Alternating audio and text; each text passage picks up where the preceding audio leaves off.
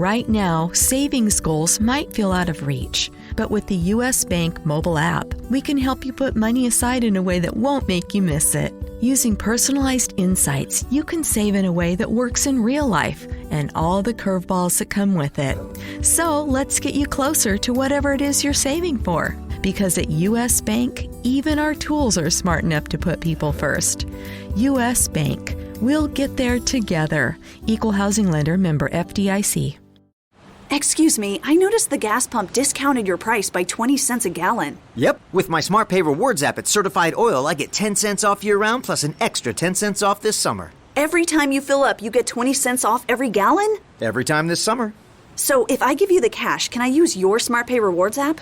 It's easy to get your own. It's free to join and free to use. Download the SmartPay Rewards app and sign up to save 20 cents a gallon this summer at Certified Oil and 10 cents a gallon the rest of the year. Details at smartpayrewards.com. This podcast is a member of the Voices of Wrestling Podcasting Network. Visit voicesofwrestling.com to hear the rest of our great podcasts, as well as show reviews, columns, opinions, and updates across the world of wrestling. Very, very, very, Mickey, Pishy, Pishy!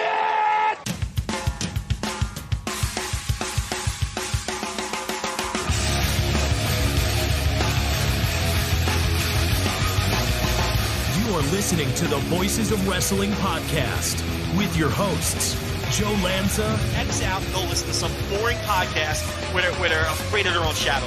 Okay? Don't listen to Joe Lanza, because Joe Lanza's not changing. And Rich Craich. I like him. Who delivers this guy in a big spot? Joe, don't yell at me. I like him. In the big spot, who delivers better than this guy? Stop yelling at me. I agree.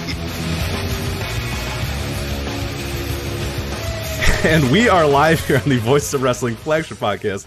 I'm Rich Craich, alongside, as always, the king of banter, Mr. Joe Lanza, who just belched tremendously loud. I don't know that we went live by the time people heard that, but I don't know. It's weird. Sometimes if you go, I hit this like start stream button, and sometimes when I go to listen to the replay, it picks up on like me. So what I'll do is I'll say 5, 4, 3, 2, 1, and then I'll click this button. But a lot of times I listen back to the replay, and it has like my 5 in there, or it has like, you know, a little bit of time before I actually go live. And I'm a little worried about that, the audible burp that I just heard. That was a tremendous burp. I mean, it cannot deny a tremendous burp. But Joe, how are you doing other than your gastrointestinal issues that you have right now? So, well, listen, it's very dangerous to hold in all those noxious gases. So no, let it out. Absolutely, you've never stopped it before. So no. So I mean, that's what I tell my wife when I'm farting all over the place. You got to let those out. You got to let it go. It's healthier that you do that. Can I tell you something? Absolutely. I have had gas since... Okay, I don't care anymore. I didn't know that's where the story was going. Okay, go on. I have had gas since at least like 1999. Like, I never not have gas. I am constantly farting. Have you ever looked into that, or... No. I think you might. Okay. You don't constantly fart? Like, no. No, I mean, I have certain times, and like I'll eat certain things that make me... No, not constantly. That's not good. I don't think there's... Seriously, I can't remember being an adult and not having chronic gas. It's an absolute, it's like a toxic waste dump down there. It's awful. Like, it never stops. Like, I can prevent myself from doing it. You know, like if I'm in a business setting or. But it's always there. You always could let it go if you needed to, is what I'm hearing. I can sneak off to the bathroom and just rip ass within seconds at any moment. Like, it just, you know. I constantly have gas. Yeah, I don't know if that's good. I don't think it's good. I don't think that's normal. I mean, I don't. I don't have that issue. I can't speak for many other people or if it actually is an issue or not. But it just doesn't. I don't know. That doesn't sound like it's something that's good. You should probably look into that. But I don't think I eat an unusual diet. Is it the Coke Z's? Could it be all the carbonation? Could be the carbonation. You do. How many Coke Z's do you take down in a given day? Well, generally I'll alternate. Like if I have a Coke Z, then I'll have a water. Then I'll have a Coke Z. You know what I mean? So maybe 6. 6? Okay. Well, I think I have the root of the issue. That's a lot. 6? Yes, that's a lot. Oh, you have 6 Coke Z's in a single day. You're talking like from bell to bell? Yeah, talking from when Joe emerges from the bed at, I don't know, 10 a.m. or whatever to whenever the hell you go to bed at 4 a.m. Yeah. Yeah, I waddle downstairs like Tony Soprano. and I crack one open to get the day started. You got the, I hear in your underwear with the robe. Yeah. What I won't do though is if I wake up in the single digits, I have this weird thing. If it's still the single digits, too early. Meaning too early to drink a Coke Z. Yes, meaning 9:59 or earlier. Yeah, no, way too early. Once the threshold, and I have that same thing with like eating lunch or like eating. Yeah. Like at work, like I'll get to work and I get there, at 7:30 or whatever, and like there's times at 9:30 where I'm starving and I cannot go to my lunch already. Like it's not lunchtime yet. It's 9:30, but 10:15, you're like, okay, and then 10:30, I think all bets are off by 10:30. Oh yeah, no question about it. But if it's before the double digits, I can only consume breakfast things. So then I'm reaching for the orange juice or a little chocolate milk or something like that. But if I go down those stairs and it's 10:06, I'm cracking one open, baby. I get the day started.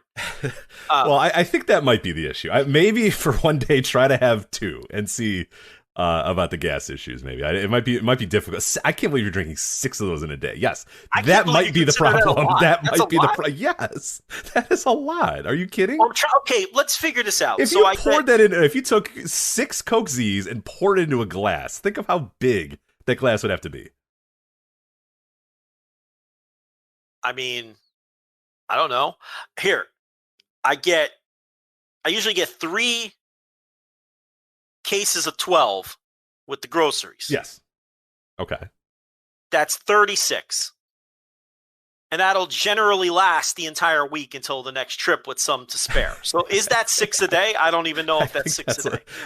It might vary, but that is a lot. And nobody else. This is all you. This is all you, right? Yes, that's a lot. That's an incredible amount of soda. Really? Yes. How many is like a normal amount to drink in a day? I mean, I'm probably a bad judge because I don't really drink soda anymore. Not by choice. I'm obsessed with coffee now and addicted to coffee, so I don't drink much soda. But no, I mean, I'd say, I'm a bad, like I have like a soda like once a week maybe. So I'm a bad judge of that. I don't know. Yeah, we'll have to see what the chat room has to say, what the No Dope chat room has to say. So 36 divided by 7. It's not great. Maybe it's not 6 because, okay, look, I buy 30. I think anything more than like 4 per day is probably not great. So I buy 36 with the groceries. Yeah. Mm-hmm. Go once a week. That's 5.14 a day if they're all being, but there's always a couple left over. There's always like, half a dozen or so. You're trying to justify this. Any more than 4, I think is a lot per day. I don't know. Listen, I'm doing the math here because I've never had a scenario where, oh man, I'm not shopping until tomorrow. I'm out of Coke Z's. Like that doesn't happen. There's always like between 1 and 6 left when the new batch comes in.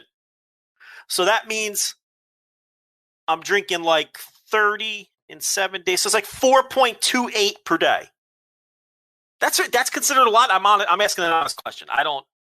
Yeah, I would say that's a lot. I mean, I'm not the best judge. The day is long, sir. I mean, the day is long, but that seems. I would hours here. I would definitely try to maybe have 2 in a day and see how the gas goes. I'm no doctor, but that might. The nurse hasn't arrived yet. She would probably think that's horrific, so I'm not going to ask her. But it's probably best we just don't ask her because then she'll lecture you about something. So I don't know. That seems like a lot. Like, are there days where I have had more than 5 sodas in a day? Absolutely, there are times definitely where I'm taking down a ton of soda. I'm with friends. We're playing video games, stuff like that. I would say on a daily basis, day to day, every single day, 4.2 Coke Z's in a day. I would say that's too much, probably. Well, I'm constantly drinking. I'm never not drinking a liquid. Is that weird too? No. I'm the same way. I like literally right now sitting at my desk right now. I have a can of this Rain shitty energy drink crap, which is horrific for my body as well. I got that. I have a giant thing of water here. It's got to be like 30 ounces of water here. A giant 30-ounce thing of water, and then also a can of beer as well. And that's why I have to piss all the time during the show. And I'm doing that all day at work too. I've taken down like 7 of these bottles of 30 ounces of water or whatever. So, I mean,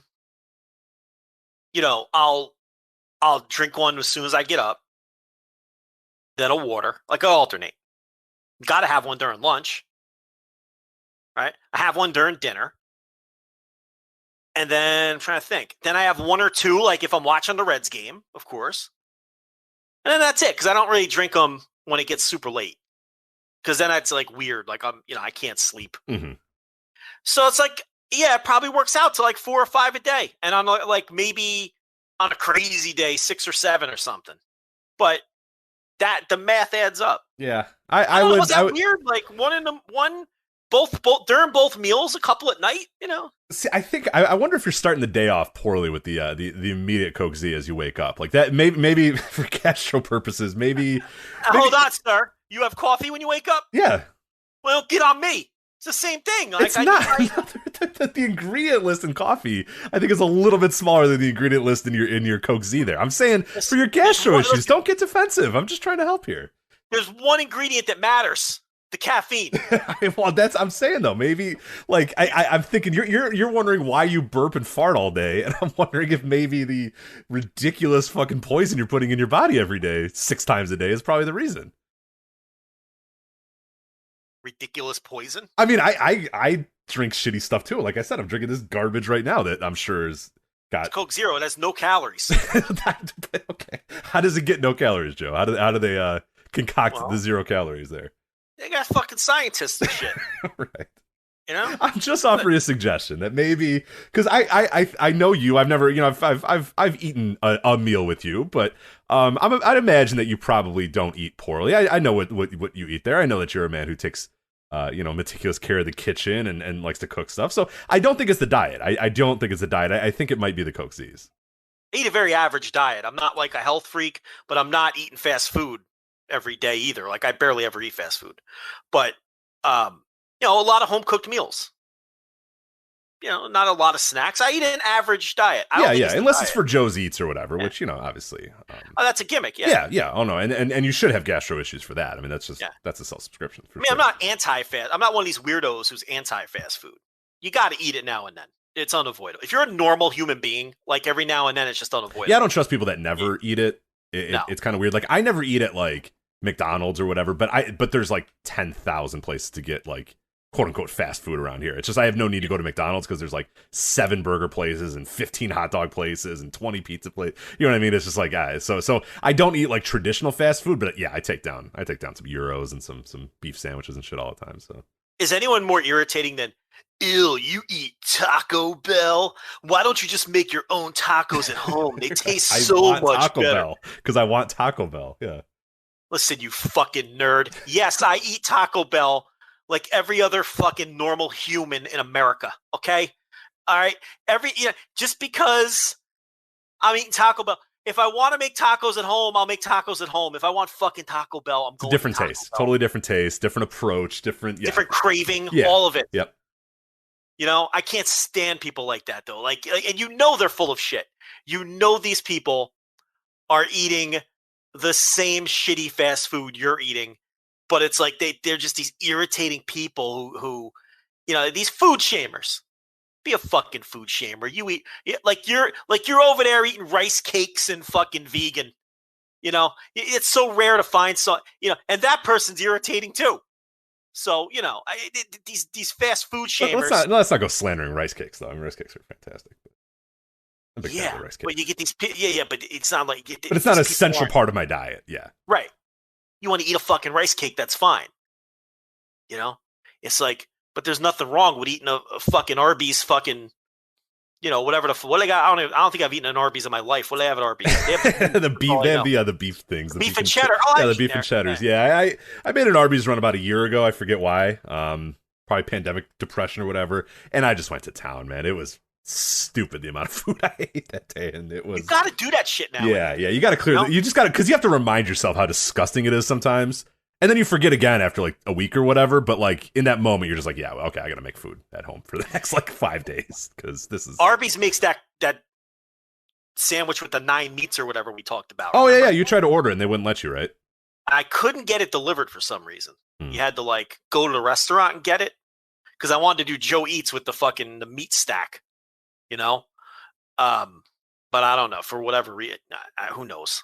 But it would have cost. I remember it was going to cost me like $17. That's right. I remember that before the tip, just to have it sent to the house. It was a lot. Yeah, and that was I think in like peak pandemic days too. So I don't even know how easily it would have been for you to even go and get it. So, yeah, that was fun, but yeah, there are limits to the Joe's Eats, and yeah, $17 out the door for an Arby's Meat Mountain or whatever the hell it's called. Meat Mountain, that was was that what it was called? Yeah, it looked grotesque. It looked, I mean, even on the standards of like grotesque fast food, that was grotesque. So it was. Do you remember the KFC sandwich where the bread was meat? Yes, the double down. Yeah. I got that once, and that was absolutely terrible. It was the worst thing you've ever eaten in your entire life. It was just greasy and it was gross. You know, it was like biting into just a fucking block of salt. Right, exactly. You may as well just go into your cabinet, take the lid off of the salt container that you have, and just eat it. And that's it. And again, we're not food snobs. No. This thing was just, it was 2 fried chicken patties with like bacon. There was and bacon cheese in it. Yeah, the bacon was almost the worst part of the entire thing. It was just so unnecessary. It was a sodium It was like sandwich. bacon, cheese, 2 fucking hunks of chicken. It was gross. Oh, it was, and it looked so great. Like I remember running to KFC the moment I knew that thing was available. I'm like, a sandwich where meat is the bread? This is brilliant. Who thought of this, and why did it take so long? And I didn't enjoy it. What I did enjoy, though, do you know the Taco Bell gimmick where the shell is meat? So I have seen that. I have not gotten it yet, though. I saw a commercial about it a few weeks ago. Tell me about it. Oh, they're bringing that back? I think so. I don't know if that's just a localized thing. I don't know if it's a Chicago thing, but I saw a commercial about it like a week or so ago. I'm going to have to run for the border. That thing was delicious. What the hell was that called? That was called the... someone in the chat room says Naked Chalupa. Is that what it's called? That sounds familiar, yeah. There's like it's a chicken shell. The shell is made of chicken. And then it's not filled with taco meat. It's filled with vegetables. So you're not getting like a double dose of meat, which confused me at first. Right, you're just switching the meat. The meat and there's like a swap going on here. The outside's the meat, and the inside's which is good. I like that. It's just no shell. You're just getting way more meat than you normally would because the shell is meat, and then you're getting the lettuce and the sour cream, tomatoes, whatever the fuck they put inside. And I was like, oh man, I feel shortchanged. I thought there was going to be like beef inside, but then when I ate it, it was tremendous. It worked. Yeah, it was tremendous. Yeah, so I'll definitely be going back for that. They're magicians over there at Taco Bell. I will say that. Yeah. Like anybody, and I'm, I would consider myself on the low end of like a fast food eater, but I mean, I will always defend Taco Bell. Anybody that says, "Oh, Taco Bell's," I mean, I will throw down to defend the honor of Taco Bell. Yeah, they got rid of the volcano sauce, which was very disappointing. But I remember when they were getting rid of the volcano sauce, I was calling around to the Taco Bells to see if they had any left and if they'd sell me like their remaining case or whatever. Because I know how shit works. I know what they got sitting back there. But I couldn't get anybody to bite. Yeah, that's... Well, one thing I've always liked about Taco Bell's, and, this is true as if they like take things on and off the menu or whatever, is that if you ever go to a Taco Bell and there's like a person that's worked there for a while, and you say, like, and you just kind of casually mention, hey, what about like blank? Like anything? Because I remember for a long time the Crunchwrap Supreme was off the menu. And there would be a Taco Bell by my house, and we would say, hey, when we knew this guy was here forever, and we'd say, hey, can we make a Crunchwrap Supreme or whatever? And he's like, yeah, I'll do that for you. Because it's like, they have all the ingredients. You know what I mean? Like, everything at Taco Bell is the same 5 ingredients. Yes. Which is true of all Mexican food for the most part. It's just different variations. So, yeah, this guy was awesome. Because, like, for years, he would make us a Crunchwrap Supreme, and that thing was great. And then they eventually just brought it back on the menu. But, yeah, there's always, like, if you go to a Taco Bell, there's always an OG there that will be able to make anything that they've had, for the last 10 years. And it's really important that happens. So, if anything falls off the menu, usually they can remake it for you, which is great. Yeah, they'll just ring up something that kind of costs the same. Yeah, they don't care. And you're not being an asshole, like, there's like the, 18 things, secret menu items you can get at your local fast food, and those are like annoying as fuck. You know what I mean? It's like, you go to Starbucks and you're like, I want this, the purple unicorn, and they're like, oh, you fucker. All right, yeah. We can make it. Yeah. You know what I mean? Yeah. Like, all right. They gotta dig through the fucking fridge to get, this stupid food coloring that you want and stuff. But like the Taco Bell one is like, all right, it's just a tortilla and then we put this sauce on it, sure. Yeah. We'll make that for you, Yeah. goddamn internet, like mumbling under their breath. right. It's always, those are so stupid too. Like their boss is there, so they're afraid to tell you no. Yeah, you know what I mean? It's no, fuck that. Secret menus, nah, fuck that shit. Yeah, I don't know. The fuck were we talking about? Oh, my farts is what we were talking about. We were. Yeah, right. I don't know. I mean, it doesn't seem to get better or worse depending on what I eat either. Like, I would just make a recommendation to maybe try the drinking a few less. I mean, it might be tough, but maybe 2. Sir, you're implying I don't want to have this problem. Oh, that's true. That's right. I apologize. I mean, you're not trying to impress anybody else anymore. I mean, you're good. You're pretty comfortable in your life. So. Absolutely. I mean, it seems slightly uncomfortable, but I mean, if it's cool for you, it's cool for me. I don't care. I never have like stomach pains or anything. I can control it. It's like a superpower. Like I can control it if I need to, but when I'm alone, forget it. Ugh. I can only imagine. It's just grotesque. Are these? No, I hate to ask this in the first 20 minutes of our show, but are they? They sound. I've heard them before on the show, and maybe not on the show, but on our smell wise, are they grotesque or just pretty normal? That's hard to say. I mean, I don't think anyone's a fair judge of the scent of their own. No. Have you gotten reactions from? Oh yeah. The household. I mean, sometimes they're horrendous. Other times I could tell you I'm slipping them out because I've become a master of the stealth. I'm slipping them out and no one's saying anything. So Other times I think that has to do with your diet. The worse you eat, the worse they're going to. I would say that's true. Yeah, I would guess that the actual general gas is probably related to your amount of carbonated beverage consumption, and that the smell is probably relates to your food. Which if you're eating a healthy, if you're eating a good, balanced diet, that would probably happen anyway. So you know what? That's good. Tell Brittany that next time. It's good. Yeah. It should smell. That's right. That means I'm getting my veggies. I'm getting, you know what I mean? I'm getting all the vitamins. Broccoli, forget it. Yeah, after the broccoli. Yeah, they seem to kick up a notch after that. That's for sure. This is the stupidest show. I can't believe people listen to this. Why do people listen to this show? Because it's great. In my head, I'm thinking, I'm gonna ask Joe about clams, and if his farts smell when he has clams, and I'm like, what are we doing? I don't think clams do it. Why? Oh man, try it out if you want to. Clams really up that. Definitely works. Definitely works in this household. I'll tell you that. So, because we'll go to a nice Italian restaurant, and I always tell Michelle, order something that we can't make or that you can't make or whatever. Because like when you go, like I can make like spaghetti and meatballs. You know what I mean? Like don't order something stupid like that. Order like risotto. I can't make risotto. I've tried and I'm terrible at it. She can't make risotto either. It's fine. Like order baked clams and stuff like that. It's stuff that we're never gonna make at home. And she always gets clams, and I'm always just like, fuck. And then it's bad. I'll tell you. This is some burial here. Hope she doesn't listen back to this one. Well, talking about her farting habits. Well, it happened. Hey, it's yeah.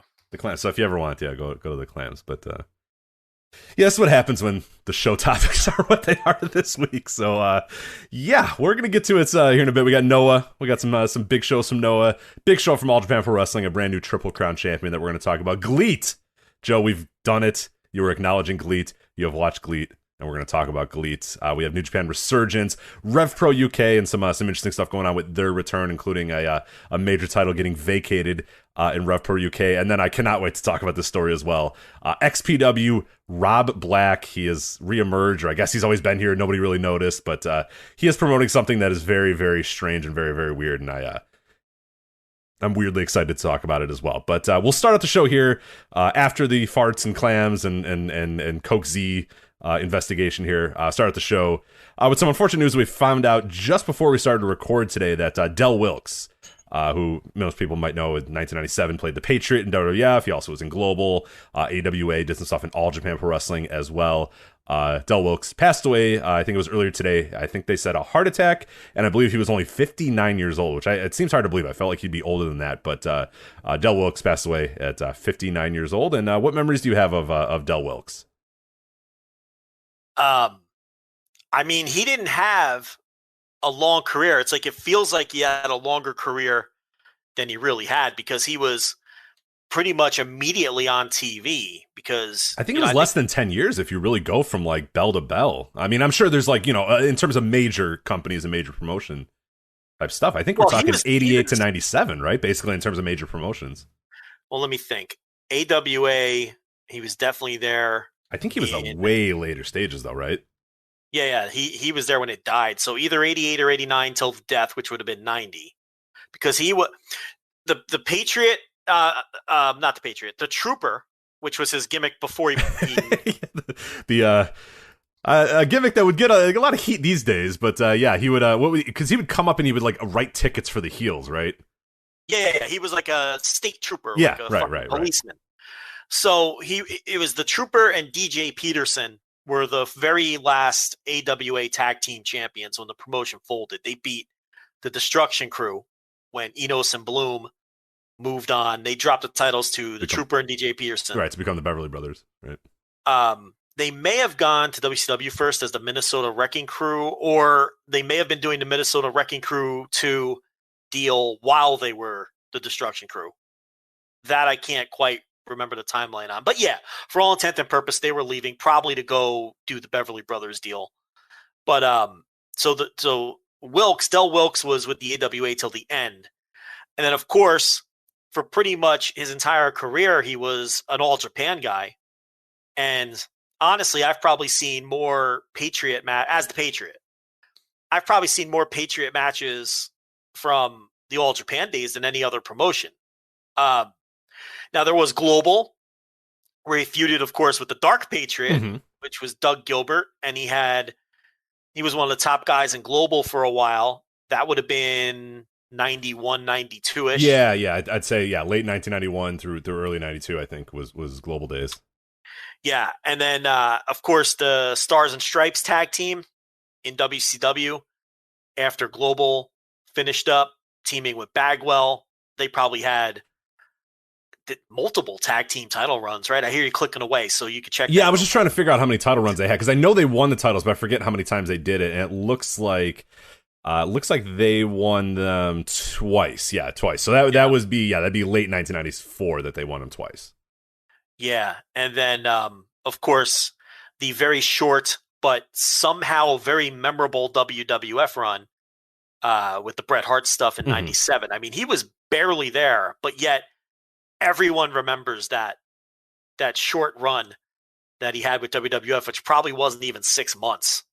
Yeah, it was barely that. I mean, I think he comes in. I want to say he comes in August, because I actually went to a house show. I went to 2 house shows around this time, and I think it was August through. I think he's out by October at that point, and obviously you have the big match, the flag match at Bad Blood, which obviously overshadowed by many other things going on at Bad Blood. But yeah, that's kind of the blow off.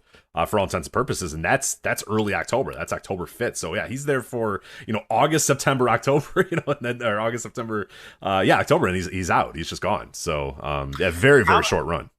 How many pay-per-views did he do? He definitely had a world title match against Bret Hart. Yes, so I think the total pay-per-views. I know there's the Bad Blood match, and then he had a one night only. If you're counting that, it was Ground Zero is the one you're thinking of. That's the Bret Hart match. Okay, so 3. I do remember. So I don't know if we count one night only, because that's obviously in England. For American audiences, 2 pay-per-views: Ground Zero, Bad Blood, and then he's done. Yeah, I mean, he came in, he feuded with the Hart Foundation, and then he just disappeared. And I don't even think he wrestled after that, because as most people know, he was done. No, yeah, that his last match is against Jim Neidhart in October 21st, 1997. That's it. Even though, if you live in the Northeast, you've probably seen the Patriots like 7 times at indie shows, but of course, as you're going to mention, that is not Dell Wilkes. He sold the gimmick to Tom Brandi, who would often do double duty on these indie shows. Probably still is to this day. Probably this weekend, if we wanted to look it up, I'm sure he's somewhere. I mean, as Sal Sincere, which was his short-lived WWF gimmick, was Salvatore Sincere, and he would wrestle as himself, Tom Brandi, and of course he was Johnny Gunn in WCW, so he didn't do that too much on the indies, I don't think, though. But he definitely, I would see him on posters, especially in New Jersey. I mean, I'd see him on posters constantly, twice. Sal Sincere versus whoever, and then the Patriot in the main event against somebody, and then, presumably getting paid twice, and I'm sure some nights wrestling is Tom Brandi too. Why the hell not? So, yeah, he sold the gimmick to Tom Brandi, and then he was out, and he never really came back, Wilkes. So, but the thing about his short career is he was always in these somewhat high-profile national television promotions, the dying days of the AWA on ESPN, and then Global on ESPN, and then WCW, obviously, and WWF, with All Japan in between. So if you were getting tapes, I mean, he wasn't just like a jabron in All Japan. He was a solid mid-card guy. Oh, no, yeah. I mean, he's teaming with Kobashi. He's he's not obviously going for the Triple Crown or, he's not a big deal like that. But, yeah, he wasn't in like jabron, opening tag matches. He was there with the big guns almost the entire time. Yeah, I don't think he racked up a ton of titles in All Japan, but he'd be in the Carnival every year. And he would, I'm sure he had some wins against some decent guys in All Japan too. So he wasn't like a bottom guy. He was firmly a mid-carder in All Japan, and he would do well in the tag leagues some years. And like you said, he would have decent partners and everything. He wasn't just like a lost post all the time. He wasn't one of those kind of guys. I'm curious if he ever had a Triple Crown match. I can't think of one off the top of my head. Let me see if I can find that for you real quick. Yeah, I don't remember ever seeing one of him. I've only kind of seen him in tag matches, and then obviously, like you said, in Champion Carnival. So let me find out. I'm sure he's had to have won it or a few it. I mean, because he was such a constant there, he had to have gotten in a couple. So I can't remember one, but you know what? No. He was in Triple Crown Contendership League matches in 1995, but never got a Triple Crown. Triple Crown Contendership League. I don't remember that. Yeah, I don't know. Yeah, he faced Akira Taue. He faced Kenta Kobashi. He lost to Akira Taue. He beat Kenta Kobashi, and then he lost to Johnny Ace. So I don't know what year. Is. What year did he? That's 1995. That's July of 1995. So yeah, I mean, see, that's it's that this isn't full bore, legendary Kenta Kobashi yet, but that's not a meaningless. No, that's still a pretty big deal in 1997. Yeah, or 1997. Yeah. 95 or 97? What did I say? Oh, 95.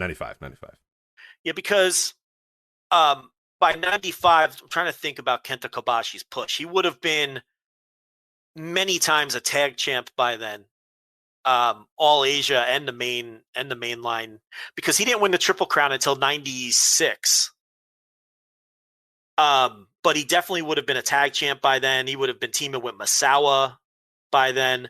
So again, he was at a similar, you could look at it that way. The Patriot was at a similar level as Kenta Kobashi in around, 95 or so. Yeah, right. 94, 95 or so.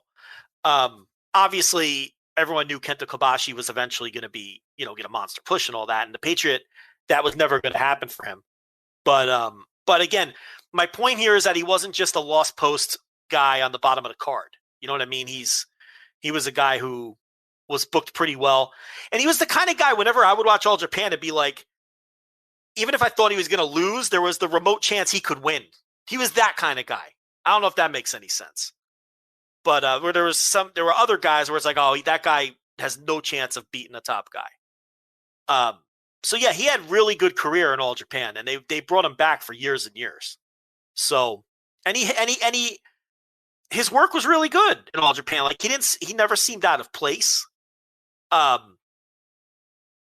And it's not like he didn't seem like a fish out of water. He had good size. He always looked great. He always looked good. I was going to say, I've watched a lot. I don't think that I thought he was pretty bad for most times. I was going to actually ask you if you what you thought of him. Bell to bell. I've seen the All Japan stuff, and I've seen a pretty good amount of it. Probably not all of it, but I don't know. To me, he really seemed like. I mean, the problem is he's in there with like all time greats, and he's not that level. Obviously, he's not. He's in there with Kobashi and Masawa and those guys. I don't know. He looked the part, but I don't know. His bell to bell to me was always pretty lacking, which is fine. It didn't matter though, because he was getting good bookings anyway. All he had to do was come out and look like $1 million, and he'd be fine. But yeah, I always thought his work was kind of bad, but. I never thought of him as a super worker. I never thought of him as one of the best guys of his era. But I never thought of him as like a bum either. fast forward his matches or anything like that. And like I said, I feel like he held his own in All Japan. I felt like he held his own. So maybe I'm just a bit higher on him than you are. But at the same time, I never, whether it was All Japan or WCW or wherever, I also never thought of him as one of the top in-ring guys either. I thought he had a great look, particularly for the era. He's a big guy, probably 6'3", 6'4". Giant dude, yeah. I think he was always listed at 6'4".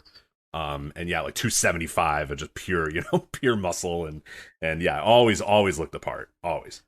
As my father used to say, put together. He was definitely put together. Yeah, he was definitely a put together guy. And he's definitely of a bygone era that we will never see like this again in wrestling. I mean, that dude, he stopped playing college football, and then I think he was like wrestling for AWA, I mean, it had to be months after. They were just like, all right, here's the basics. It's a work. All right, you're good. Like, go. And we talk about that all the time with like the WWE Performance Center, where, the whole goal of the Performance Center largely is to, was, I think at a certain point, to take, star athletes and turn them into WWE superstars or whatever. But at the end of the day, they want a certain level of work from every single person that comes out of that Performance Center. So you have guys that are in there for 3 to 4 years or whatever. And these guys are fresh off of like, big time athletics. Maybe, they've had Olympic people in there. They've had college football players. They've had basketball players, WNBA players. And those people are just kind of like, I don't really want to sit in a warehouse, for 2 years. And that wouldn't happen. AWA was notorious for finding these athletes. Vern Gagne would find these guys, basically give them the basic rundown, whip them into shape a little bit, tell them it's a work, show them how to do basic stuff, and then it was okay, go. And you'll learn on the job. You'll figure it out as you go, and most guys did. And, to his credit, yeah, he did not have a lot of training, and I think he was fine for his era. I mean, he definitely didn't stand out as like a horrendous worker, I guess I should say, in his era. Do I think he was a great worker? No, but he definitely did not stand out as a bad worker, which, given his training level, is definitely something to be known. He was an average wrestler to me. You have Brad Rangis stretch a guy for a couple of weeks, and then you just throw him in there. But I mean, I've even heard Lance Storm talk about that. Like the Performance Center, it's excessive. I don't know what they're doing down there. Like Lance Storm would often say too. He's like, I don't know. I trained for 2 or 3 weeks and then they put me in a match. He's like, then you just get in there and do it. It's like when you train, you learn how to bump and then you learn spots. And then once you do that, you can wrestle because then you just do those spots and chain them together and you have yourself a match. They're going to suck, but that just comes with practice and time, So it's like, I don't know why they keep people in the PC for a year or even 2 years before they ever show them the light of day. It's right, like and it's a detriment. Yeah, it's overtraining, and we've seen many people that especially a lot of the former athletes, just get fucking sick of it and leave. Stacey Irvin is a great example of like, that's a dude that was probably like, all right, look, I'm fresh off of being like, a champion gymnast. And, he's in the fucking PC getting concussions and shit. And he's like, all right, look, what am I doing here? Like, this is stupid. Yeah. I'm not going to sit here for another year and put this wear and tear on my body and get concussions and shit. Like, I don't need this. I don't need this. Like, I'm good. And yeah, there's been plenty of guys, the guys and girls that have gone through there, legit athletes that just don't have the patience for it. Cause it's like, I'm not going to waste my time for 2 years here. Like, let's go. Let's get the show on the road. Like you said, yeah, Brad Rangis takes you to the fucking barn, stretches you. Vern comes in, tells you it's a work. Here's how you throw a punch. Here's how you do a bump. All right, let's go. And then you learn. That's all you need. And then you figure it out when you go. There might be this thing with WWE being this international television product where they want you as close to a finished product as you can get before they expose you. And I kind of understand that side of it too. Oh, sure. Because the methods we're talking about, Lance Storm is the example, and the guys up in Canada in those days, you'd go on the road for 3 weeks in fucking Saskatoon and fucking 80 people would see you be terrible. So I get the differences. I understand, but that's how you're going to get better, working in front of crowds and having real matches, not in headgear class in the Performance Center. But at the same time, they're playing a whole different game too, and Jeff Hawkins has harped on this point.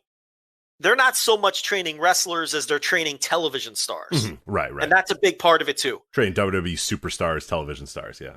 Yeah. They want you to look good on TV. They want you to be able to talk and repeat scripted verbiage and know how to carry yourself and have your highly recoursed entrance down to a T. So it's the same every single time, where you end up with The Miz spinning and pointing before he wrestles the Fiend who tried to kill his child, because it's just the same repetition. And, you know, that's what they're trying to do that too. It's not just about taking bumps and teaching people how to put together matches with sound psychology. Like, it's more than that, what they're teaching. So I get it. But again, I'm with you. The PC's been open so long at this point. I mean, and then the production has been so low, you know, relatively speaking, in terms of what they're pumping out of that thing, that what they're doing has got to be a detriment at this point. I mean, and the other thing about the PC is more than anything else, it was supposed to be a recruiting tool, you know, and that's the thing that they never really talk about. It was Triple H's idea of, okay, if we're going to get prime athletes, we have to offer them what they're accustomed to, coming out of top level gymnastics camps, or coming out of top level college football programs. Yeah, D1 football programs, D1 wrestlers, D1, those, or from the NFL, or from where we can't send them to fucking the Funkin' Dojo. Yeah, the Funkin' Dojo. You know what I mean? Or Deep South. Yeah, we can't send them to Deep South, you know. Yeah, to some, you know, musky fucking, you know, gym where Rip Rogers is going to, you know, fucking berate them for, you know, if we can offer them this facility that's a world-class facility on the level of any place else that these people have trained, they're going to be impressed with that, and they're going to be more apt to try this. And I'll be honest, I'm not sure it's worked from that perspective. Yeah, there's been the one guy I know recently, the top college wrestler guy that signed there. I forget what his name was. Gable Stevenson. Is it Gable Stevenson? I think is the name. Yeah, I think so. Yeah. And it's even, I don't even know if he's official pen to paper on that either. I forget if he is or not. Well, they had him at the takeover. Right? Yeah, maybe he is. Maybe he is all the way ready to go. And then the Parker Bordeaux, that guy too, I know is another dude. But like, you know, is there a more amateur wrestling name than Gable Stevenson? No, it's like, it's when that man came out of the womb, it was like, you are an amateur wrestler. Like, he had no choice. Like, Gable Stevenson could not be like, Mom, I love, you know, science and engineering, I want to be an engineer. It was like, no, you know, when that man was, when he probably came out, I mean, imagine like out of the womb, he had to have already been like broad shoulders. He's already like, you know, 72 pounds out of the womb or something like that. Because like, you can't be Gable Stevenson and be a skinny little, like, it would have been terrible. What a tragedy if that man comes out and he's just this skinny little kid and just can't do anything, and he just loves engineering. He has no athletic ability. Like, he was definitely primed to be it seems like a working name. Is it a working name? It's a shoot name though, right? That's not a working name. Gable Stevenson. Unbelievable. And they'll change it, and they'll give him a horrible name. right, because it's the best name you could ever have, and they're going to definitely change it. So they'll change it to Steve Gableson or something. And his middle name, I didn't know his middle name is Dan. That's perfect. Yeah, of course it's Dan. They'll call him Dan. Gable Dan Stevenson. What a fucking name! And it's from Apple Valley, Minnesota. So he pretty much had no choice but to be a champion freestyle wrestler. So good for him. But I mean, even when they get a hold, I mean, you know, they'll get a hold of a world-class athlete who is an absolute prodigy, and then he's doing RK Bro. So does it really matter? I mean, they've completely lost the plot anyway.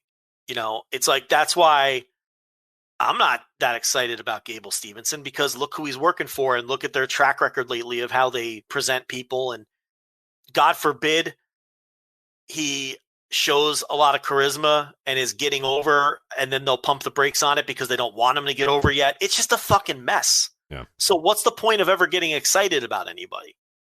You know, because they find a way even to self-sabotage on purpose at times, like they did with Braun Strowman. And, you know, there's probably other examples. Chad Gable, using the Gable term. You know, there's another guy too that, you know, not as accomplished, obviously, anywhere near on the level of Gable Stevenson, but yeah, still a guy that you know, the first opportunity they had to make him a dork, they did. So, yeah, but this was a circling back to Dell Wilkes, just a different era. And yeah, you'd go on the road and you just work prelims, and then if you could survive and if you were any good, then you'd slowly move up the card. Now, in his case, he never really did the territory grind or anything. He was just, like I said, always on TV. Yeah, AWA to Global, to All Japan, to WCW, to, you know, back to All Japan, WWF, done.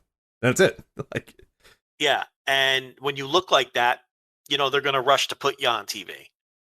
So Real quickly, what'd you think? Sorry. Go ahead if you.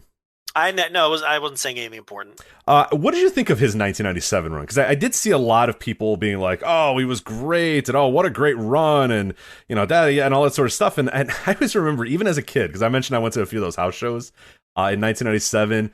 And I just thought, like, what are we doing? Why is this guy here? Like, what a fucking dork. Like, what? It was just so countercultural. I mean, that's in an era where WWF was so doing the anti-hero and Stone Cold and, Shawn Michaels in this, like, pseudo. He hadn't gone full heel until, the fall of that year, the late summer of that year. And they were doing, the summer of the anti-hero and all that sort of stuff. And then it's like, all right, here's apple pie eating, Southern drawl, the Patriot. And it was so strange and so weird, and especially in that 1997, and like you said, it's such a short run, but it's memorable as hell. Like, people definitely remember it. But going back and watching at the time, I didn't love it, and going back and watching it, I'm also just like, what the fuck is this guy doing here? Like, who thought we needed the Patriot, in 1997 WWF? But what did you think at the time as a little bit of an older viewer? Yeah, I was already a full blown newsletter reading smark at this point, and trading tapes and stuff. So I thought it was surprising. I was shocked when he showed up. But I liked him from All Japan, and I liked him in Global. And so I thought it was interesting. And I get what you're saying about what the culture of the company was at that time. But at the same time, he really was on paper, a great foil for Bret Hart at that time. See, now here's where I'll make an argument that I don't think he was, because, okay, I get the understanding, and that's a classic the Vince on paper idea. Yes and no. So here's the thing. So the classic Vince thing is, like, we need an Americana guy. Like, that's always tracing back to Hulk Hogan, to Lex Luger, that's always the go-to, is we need an Americana guy. And I think after this, he finally dropped it for at least a little bit with the Patriot. But the thing that struck me as going back and watching some 1997 WWF, it's not so much at the time. At the time, I was just kind of like, like 9 years old, and he was lame because I liked Stone Cold Steve Austin. It was cool, and the Patriot was kind of lame. But like, going back and rewatching it, like, one of the things that always strikes me about the era, and I've had this argument with people before, is, to me, he was, the thing with Bret Hart is, yes, he was anti-American, yes, he was pro-Canada and all that sort of stuff, but people, it felt like the fans at the time, and it felt like the tenor of the company at the time wasn't necessarily that we needed to stand up for America. It was more, hey, fuck Bret Hart. This guy's a bitch. You know what I mean? Like, that's Stone Cold Steve Austin wasn't like, well, goddamn, this is America, we do this. He wasn't like that. He was just like, Bret, you're an asshole. Fuck you. You know what I mean? Like, you're a crybaby. You're a cry. It wasn't, hey, you don't talk shit about America. I live in America. He never did that. And right. Shawn Michaels never did that. They just said, hey, what are you crying for all the time? Like, what's your fucking problem, dude? Like, why are you being such a baby? And Ken Shamrock, the same thing. He was like, bro, what are you doing? Like, none of those guys were like, no, this is America. This is the land of the free and the home of the brave and all that sort of stuff. Like, they didn't cut those promos. They were just like, stop being a crybaby, stop being a bitch, Bret.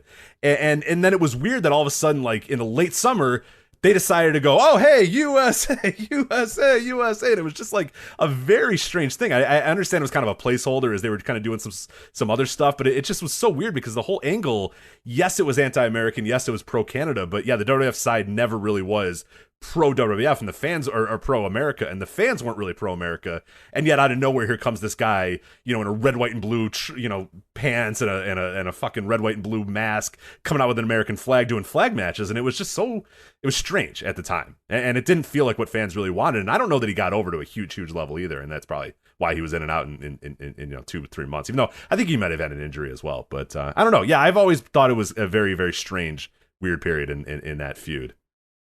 Yeah, so I can't really speak to that because at the same time, my interest was starting to wane a little in the company. I mean, I wasn't totally out until the heart of the Attitude Era. That's when I just threw my hands and said, I can't do this. This is horrendous. But it seemed like, yeah, they just wanted to, with Bret Hart cutting all the anti-American promos, I think they just thought it'd be a great idea to have this guy was a walking flag. Yeah, eventually they wanted to do, okay, we haven't done the pro-America thing, but let's do the pro-America thing, and that's when he came in. Yeah, but I mean, like you said, it didn't last. I think everything he did for the company on TV involved the Harts, though, and the Hart Foundation. So I guess once that ran its course, maybe they just didn't have anything else for him. Maybe they didn't think, I don't know. I don't know the story of why he left. I don't know if that was his decision. I don't even understand the story of why he came in, to be honest. Like it's you know what I mean? Like I like, even if you want to say that it was a good angle and all that sort of stuff, that's fine. Like, I don't understand who in the room was like, God damn it, you know what we need? We need the fucking Patriot. Like there was no, you couldn't have any other member of your roster just be like, hey, you know what? Stop, America, man. Like, stop talking shit about America. Like, you had to bring in Dell Wilkes, the Patriot. I mean, like you said, he was the flag. He was literally a moving, walking embodiment of the American flag. But it's just so weird that like someone in that room was like, God damn it, we need Dell Wilkes. Like, that's what we need. It's so strange. I don't know who in the room would have even thought of him. Well, I mean, look at him. I mean, I agree. Oh yeah, I agree. It's just, yeah, that's a Vince wet dream, and a walking American flag that looks like him. It's true. So. That he didn't like him talking, though. If you notice that Dell very rarely talked during that period. No. Occasionally cut a promo because, man, there was no denying that one Mr. Dell Wilkes was from South Carolina, baby. Man, did he sound like he was from South Carolina. And Vince fucking hated his voice. Yeah, he got hurt, and then they cut him in 98, so he got released. Okay. On his own. There wasn't much more you could really do with him after that angle.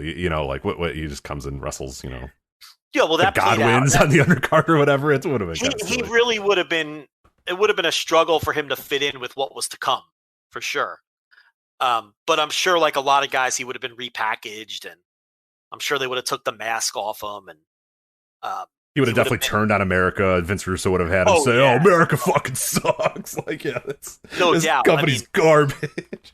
He'd become edgy in some way. Yeah, for sure. Yeah, and like everybody else in the Attitude Era, he'd wear black.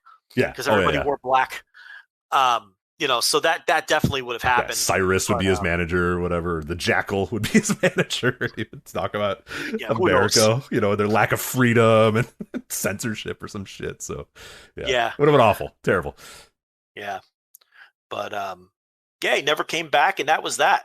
So one of the rare guys who never attempted a comeback, never hinted at a comeback, to the point where he straight up sold his gimmick that he had the rights to another wrestler.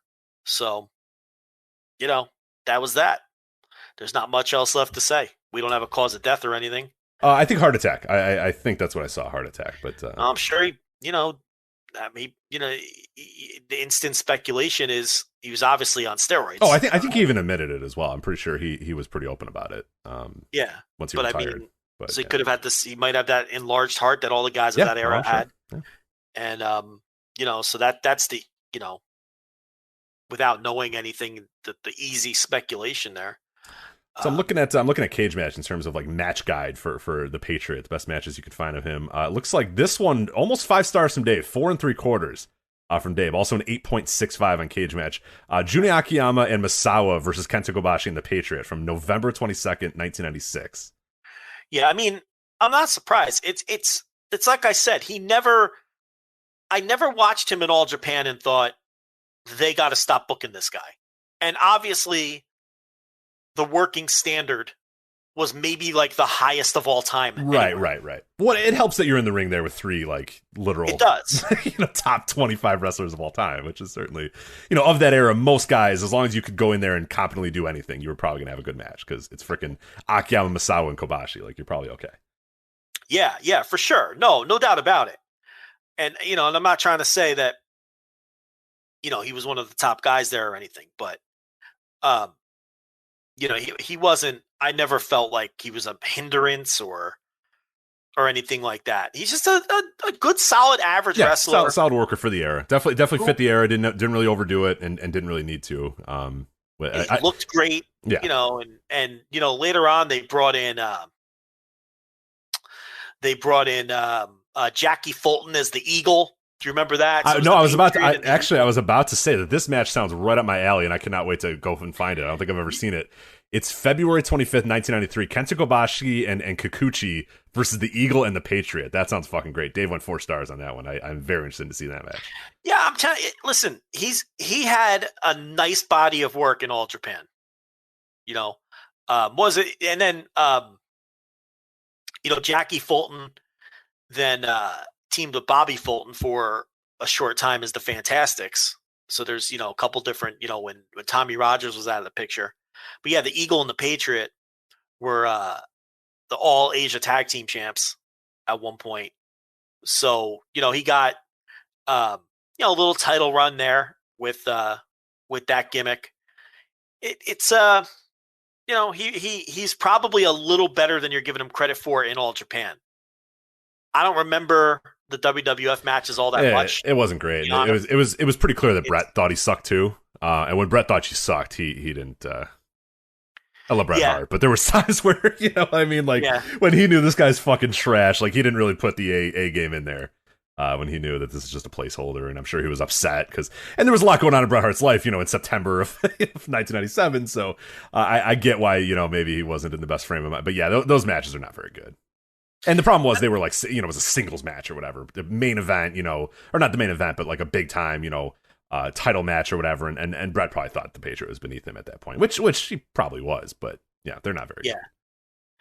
And I thought he was fine in WCW. I mean, he didn't really stand out, but yeah, honestly, I like that team. I like a lot of early, Marcus Alexander Bagwell, because he was just a fucking babyface. You know what I mean? Like he would he'd do a drop kick and then he'd go, yeah, you know what I mean? Like it was just basic ass shit. Like especially the team with Scorpio. Like he tagged in Scorpio would do everything because Scorpio was good. And then you tag in Bagwell would throw a drop kick and they'd high five. Like it was perfectly, it was exactly what it needed to be. And yeah, the Bagwell and the Patriot stuff, the Stars and Stripes, they kept it very simple, and I actually enjoyed that because I remember they had a bunch of matches with like Arn Anderson, and they had a bunch of ones with Orndorff and Roma, if I remember correctly. And those guys would just bump like crazy for him. And make them look like $1 million. They were like a solid TV team. They definitely worked for like Saturday night, a 5-minute Saturday night match. Yeah, no, for sure. And then, Global, I'd come home from school and watch Global every day, and he was all over that. Yeah, I was just watching a Raven, or what was his, Scott Anthony, right, in Global?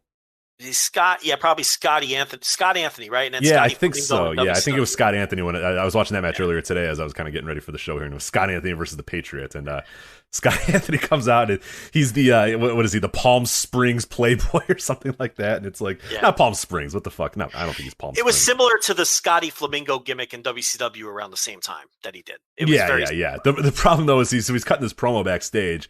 And then he's rapping his promo, and I'm like, oh my god! Like it's the future Raven is just like, yo, I'm Scotty Flamingo, and I'm here to say, like, the Patriots going down today, and it's like, oh my god, like, but it's so clearly like 1992. It's like if you told Alexa to show you 1992, it's Scotty, fucking Anthony rapping his promo to some woman with some teased blonde hair. It's just like, oh my god, like, what are we doing? That's Global. You experiment. Yeah. Oh, Global's great. I love it. Yeah, Global was a lot of fun, it really was. And a lot of people came through Global that you don't even think about that came through Global, as I'm just going through some of the results here as I pulled them up. I mean, Axis the Demolisher, you get Demolition Axe coming through. You get the Soul Taker, which is, Papa Shango / the Godfather. Obviously Cactus Jack was down there. Everybody knows that. You even had people like Terry Taylor and Buddy Landell. It's just, they Barry Horowitz, who actually got a push, in Global at one point, the winner, Barry Horowitz, I think they billed him as, and then you had that mix of all the Texas guys like Rod Price and all those dudes too. So, and then all the young guys that they gave breaks to. Yeah. Like, JL, Lightning Kid, all those guys. Yeah, were awesome. Yeah. Hart, Booker T and Stevie Ray. And a lot of those guys got their very first break in Global. So there's still a pretty good amount of Global you can find on YouTube and stuff. So that'll be a fun deep dive one of these days to get into Global. Yeah. And there's not like it didn't last a million years, so you can kind of get through it in a decent amount of time. Yeah. But that's Dell Wilkes. Obviously, I passed away at 59. If you're trying to watch Dell Wilkes stuff, go to All Japan. I'd say type in The Patriot, All Japan Pro Wrestling. There's a lot on there. I was able to find a bunch of it this morning or this afternoon before the show. So definitely, if you want to check any of those things out. As I said, the Akiyama Misawa Kobashi Patriot from November 22nd, 1996 is a nearly 5-star match from Dave, an 8.65 on Cage Match as well. So if you're looking for one or you really want to see, well, geez, how was the Patriot in a near 5-star match? Well, that's the one to check out. So there you go. So anyway, Dell Wilkes passed away at age 59. So we have plenty of other stuff to get to, but before we do that, I do have to let you know that support for the Voices of Wrestling flagship podcast is brought to you by our friends at Manscaped, and they are the best in men's below-the-waist grooming. They offer precision-engineered tools for your family jewels. They obsess over their technology of developments to provide you the best tools for your grooming experience. Manscaped is trusted by over 2 million men worldwide, and we have an exclusive offer for our listeners, 20% off plus free shipping. Again, 20% off plus free shipping with the code FLAGSHIP at manscaped.com. Again, it's flagship at manscaped.com. You got the Lawnmower 3.0, the best ball hair trimmer ever. You're going to get that for 20% off plus free shipping. You're also going to get the Perfect Package 3.0. That's got the Crop Preserver, the Crop Reviver. You got all that stuff to keep your balls from sweating, smelling, and sticking. All that stuff is going to be in the Perfect Package, including a pair of high-performance Manscaped boxer briefs that will have your junk feeling fresh all day, as well as a travel bag to store all of those grooming goodies. So you get all that stuff, 20% off plus free shipping with the code FLAGSHIP at manscaped.com. Again, that's 20% off plus free shipping with the code FLAGSHIP at manscaped.com. Unlock your confidence and always use the right tools for the job with Manscaped. Again, FLAGSHIP, promo code there for 20% off plus free shipping at manscaped.com. All right, let's go to All Japan here. We got the Champions Night on June 26th, and we have a brand new Triple Crown champion. Jake Lee defeats Kento Miyahara and Yuma Aoyagi. He survives. The way the breakdown of the matches were was Kento Miyahara and Yuma Aoyagi went 18 minutes and 28 seconds in the opening match. This was a random draw, obviously, with it was 3 guys going in, random draw to kind of figure out which order the matches, and you needed to win 2 straight matches to win the Triple Crown Championship. Kento Miyahara and Yuma Aoyagi go 18 minutes and 28 minutes in the opener. Jake Lee then defeats Kento Miyahara in 10 minutes, and then he just runs the table right after that, defeats Yuma Aoyagi in 19 minutes to win the Triple Crown. So first off, before we talk about the matches themselves, what do you think of the decision to go with Jake Lee? Right decision? Would you have made this decision, or how do you feel about it? Yeah, I mean, like we talked about last week, it's the right call. But, coming out of it, I feel like the win felt cold. I don't feel like he feels hot coming out of this. I didn't feel like I was watching the elevation or crowning of a hot new star. And that's kind of how you want to feel when you're giving someone their first run with the title here. And of course, the clap crowds and all that matter. I'm so sick of talking about this shit. But even regardless of that, he still didn't feel like a special night at all. And that's really not the feeling you want to have, especially with a guy like this where it's long anticipated for him to finally win this title. And, I remember years ago when he was a prelim guy, coming on this show and saying, this Jake Lee, he's going to be a guy for them because he's tall, and when his body fills out and he's a decent little worker, and this could be their guy. And, this was even before Kento Miyahara got his big push. It's like this could be one of, so this has been a long time coming for him. And then we went through so many stages of, well, we think he's the guy. No, I don't believe in him anymore. Well, now he's showing signs again. Well, I don't believe in him anymore. And just throwing the towel and then getting faith again. And now the heel turn. And I don't know. It's the right decision. And it just doesn't feel like this did anything for him. He doesn't feel like, it didn't feel like some kind of crowning moment or crowning achievement. And I can't entirely chalk that up to the COVID crowd. Yeah, I was going to say, to you, was it entirely? So it wasn't, though. You don't think it was just because of the COVID crowds? Because I was kind of wondering as well. Okay, let's say that these crowds are the way they are, and you don't know when things are going to go back to normal in Japan. Obviously, things are looking a little bit better than they did about a month or so ago. But still, you have no timetable when the fans are going to come back. If you waited 3 months or whatever, let's say, I mean, hypothetically, and that is probably a positive, that you wait 3 months, would it have been better? Would it have been better to wait 6 months until the crowds come back? I don't know if that was it, but I'm with you. It felt when it was done, it was like, okay, this is the biggest moment. This is a huge culmination. This is a big, I mean, he beats 2 guys in one night to become the champion.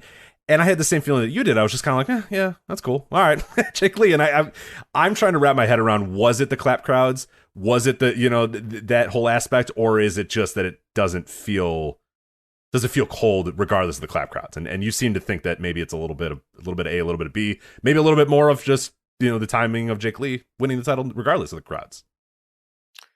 Did it feel like some hot title win to you? It didn't. No, it absolutely didn't. And I again, like I'm saying, I can't wrap my head around whether that is because of the crowds or because of, the push and how things have gone. But no, it did not. It felt like, oh, cool. And then it's like, wait, this is a huge moment. Like when it was done, I remember watching it and being like, oh, all right, cool. Yeah, Jake Lee's the champion. And I was like, wait a minute. No, hold on. Like, this is huge. This is a gigantic, changing the guard, passing the torch moment. And it definitely did not feel like that at all. So I don't know. No. And, the clap crowds don't help. But I really don't think I didn't feel any kind of buzz or anything for this. And maybe it was the weird structure of the way that they chose to do these matches. I mean, he couldn't have been, he beat both guys one after the other. They didn't waste any time. He got in there in the second match and beat Kento Miyahara, and then he beat Yuma Aoyagi. He didn't lose either match. Now he is the heel, so they put him in there second with the idea of, okay, he's beating tired guys. But that's just wrestling booking. Yeah, oh yeah, that's 101. I don't think they could have booked this any better, for honestly. Like, it would have been cool for them to maybe have a little bit of fun with this style and have a guy, have it go a little bit longer, have it be 5 matches. But when you really boil it down, when you really think, okay, what are we doing here? What is the goal here? If the goal is to establish Jake Lee as your top guy and establish him as your top heel, what he did was perfectly. And now you already have a built-in thing with Kento Miyahara, again, down the line. Because Kento could say, well, yeah, you faced me after I just had a grueling match. So they did it perfectly. Honestly, from a vacuum pro wrestling booking style, they did it perfectly. The heel got the advantage, beat the top babyface when he was tired, and then beat the young up and comer after a good fight by Yuma Aoyagi. Like he gave it a really, really good fight, but Jake Lee was just better and just beat him. So yeah, there's no better way to probably book it. Maybe it's a little boring, a little chalk the way they did it, but yeah, no, in a vacuum they did it perfectly, I think. Yeah, it's the same thing as always with Jake Lee. I just don't think he's a dynamic performer. And, there's something lacking there in his performances.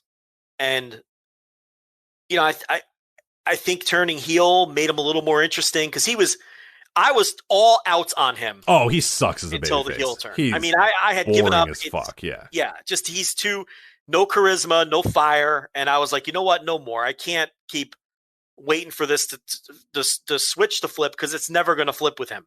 So I thought the turn was smart. I thought the turn was good to give him, but it's still a lot of the same problems. Some guys just don't have that fire and it doesn't come through. And I just think he's one of them. And for that reason too, this didn't feel like anything special or anything big. So, they finally did it.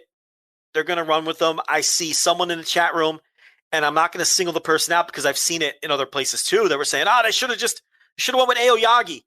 And I can't disagree more. No, it's the Triple Crown, man. You can't just be throwing. He's not ready for that. He's not even close to being ready. Aoyagi's a nice little wrestler. Don't get me wrong. And there could be some upside there. But he is not even close to being prepared for this. That would have been, I don't want to go that far. I will compare it to the people who are saying Jungle Boy should have beaten Omega. You're so off base that it's not a good take. I mean, Jungle Boy is nowhere near being ready. Aoyagi is a little closer than Jungle Boy is, but Jungle Boy is years away from being ready. I mean, you put the title on a guy like Jungle Boy now, you may harm him because he's going to be exposed for not being ready. He can't even cut promos yet. They've got Christian out there cutting his promos. He doesn't have the confidence or the right energy for the role. That's a long and Aoyagi is similar. Okay, again, I think he's further along than Jungle Boy is, but he's not ready for a Triple Crown title. I mean, no, I don't think that was the move. The move was either crown Jake Lee now or go back to the comfortable hand. Yeah, for sure. And you got to be careful. Like you said, you got to be careful giving the title too early to guys. I know a lot of people really like that, but the surprise guy that doesn't deserve it championship run is usually not very good and doesn't usually go very well. We're going to talk about a guy, pretty soon here in Noah where, that idea and that concept really probably didn't help the guy. And now they kind of have to rebuild it and all that sort of stuff. So I don't know. Yeah. That top crown, that top title, I don't think that guy's unless they're truly, truly ready, I think it can do more harm than good, like you said. It exposes those people, and there's a certain working standard that you have to be. Not that Yumi Oyagi, because he's great, he's really, really good, but like you said, it could hurt him down the line. So you do it when you're ready for him. You don't do it right now at a kind of a surprise. And that guy's not a world champion. No, right? and it's not. It hasn't been built up very well either. But yeah, you can't have a guy out there, Yumi Oyagi with his blue hair going out there winning the Triple Crown. Like, come on, we gotta some standards here for the Triple Crown. Yeah. But, we'll see. I don't have any high hopes for this. I think Jake Lee, I think he is what he is. He's not super young anymore either. He's in his 30s. Some guys have it. Some guys have that thing that superstar pro wrestlers have, and he does not have it. So, but with that said, you got to shit or get off the pot at some point. And this isn't a deep company. They don't have a lot of other options. So if they don't want to just go back to Miyahara, what are you going to do? I mean, yeah. Oh yeah. Now I think is the time now that you've done Lee, I think you now circle Yumi Oyagi as, okay, now here's our next guy that eventually down the line, a year from now, whenever from now, we want to crown, we want to at least get him to that level. I think he's got to be your guy. Cause like you said, there's not really anybody else that you definitely have ready for that. And that's fine. Like I get it, but yeah, there's some fun stuff with Jake Lee out of this now. I'm pretty interested to see him defending the title against a few of the guys, but like you said, it's not very deep.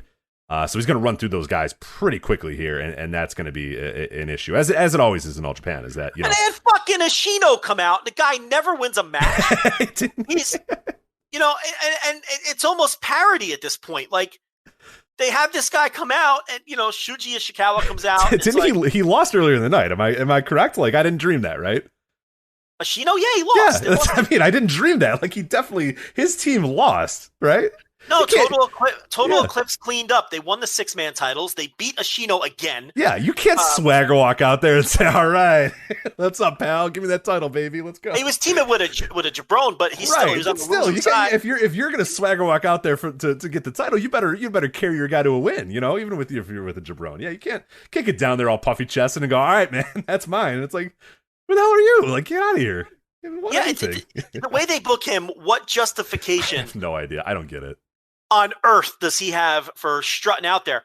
Rich, he lost to Jake Lee in the Carnival. Yeah, right. He has no justification. He didn't even. Yeah, it's not like he could say, "Oh, well, I beat you in the Carnival." Like, right. Which is weird. Traditional booking. I don't understand what they do with this guy because they don't bury him, but they bury him. It's like a weird thing because they think that they can use him in spots like this, and they do use him in spots like this, but then they have him lose every time in between there. I don't get it. I don't understand because we've been screaming about this for a year now. Like, have him pick up these big wins. Have him win, some of these Champion Carnival stuff. Because then when he swagger walks out there and challenges for the title, there's some justification. But for some reason, Booker Man Tsuji just has him lose all the time, and then he swagger walks out and asks for the title anyway. And it's like, what? I think it's just. I mean, look, I get the idea of you're an outsider, pay some dues. But then don't have him challenge for the title then. Right. The problem too is they pushed him right out of the gate. Remember, in a very early pandemic, before there were any fans, they pushed him. They gave him a monster push. Hey, didn't lose for months. Yeah, didn't lose for 2 months or whatever. To the point where I was like, belt him up. Yeah. Have him beat you know what I mean? But they didn't. And then it's like, okay, I thought they were going to keep him hot and have him just, okay, he's a new top guy. No. He not only that, but he gets booked like a geek at every turn. So him coming out there is ridiculous. Now, it turns out he's not getting a title shot. He's going to be in the number 1 contender match against Ishikawa. But and I have all those cards, but we'll do that after we run down this card. So that'll give me a minute to find it. But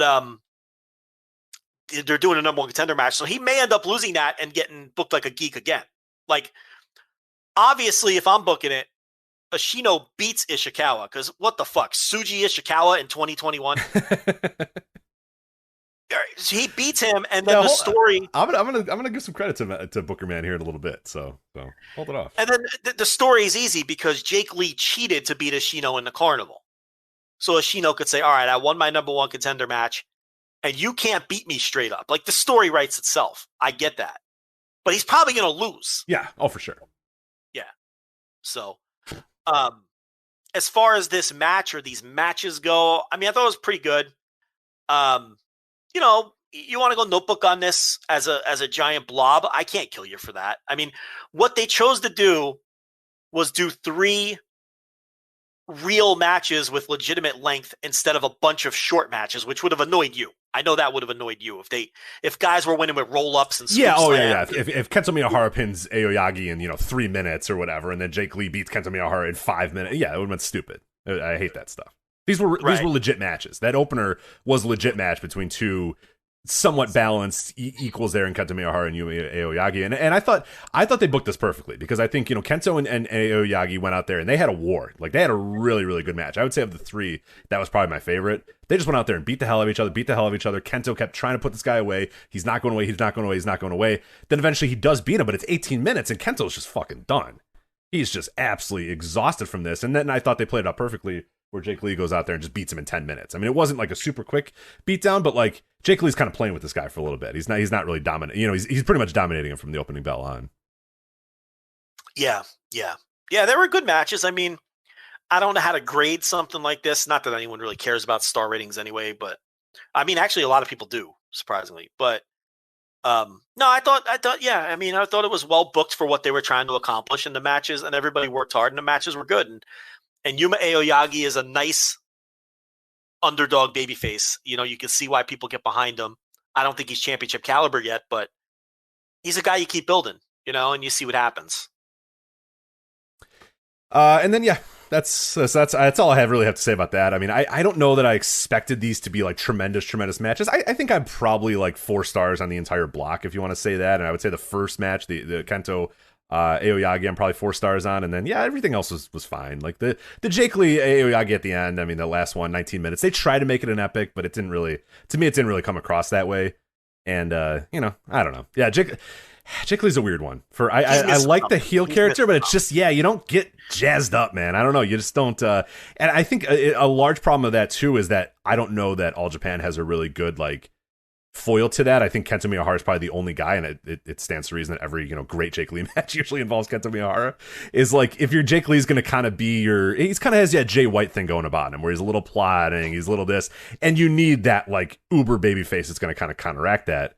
And they don't really have that other than Kento Miyahara. They don't have that in their main event. So it'll be interesting to see what they do over the next few months here. But largely, I think I'm probably positive on All Japan right now. I think there's a lot of fun directions. We'll see how they fuck it all up though in the next coming months, because I'm sure that he just has no fire and no personality. Yeah, and that's kind of the gimmick now as the heel. Like, is that's what he does, which is, again, like I said, is fine if you have the other side needs to be. At first, he was more boisterous as a heel. He was like more I don't know, like traditional heel mannerisms. He would cackle. But he's just right back to being fucking dopey Jake Lee, who has no fire and no personality and no charisma. He's a play pro wrestler guy, like we always say. He's just like, I don't know. It's not natural for him at all, which is tough. With his dumb hair and his stupid chubby cheek. Tell us how you really feel about Jake Lee. Stupid chubby cheek Jake Lee. Get him off my screen. Yeah, so I did watch, you watched the whole show? I saw the entire show, every minute of it.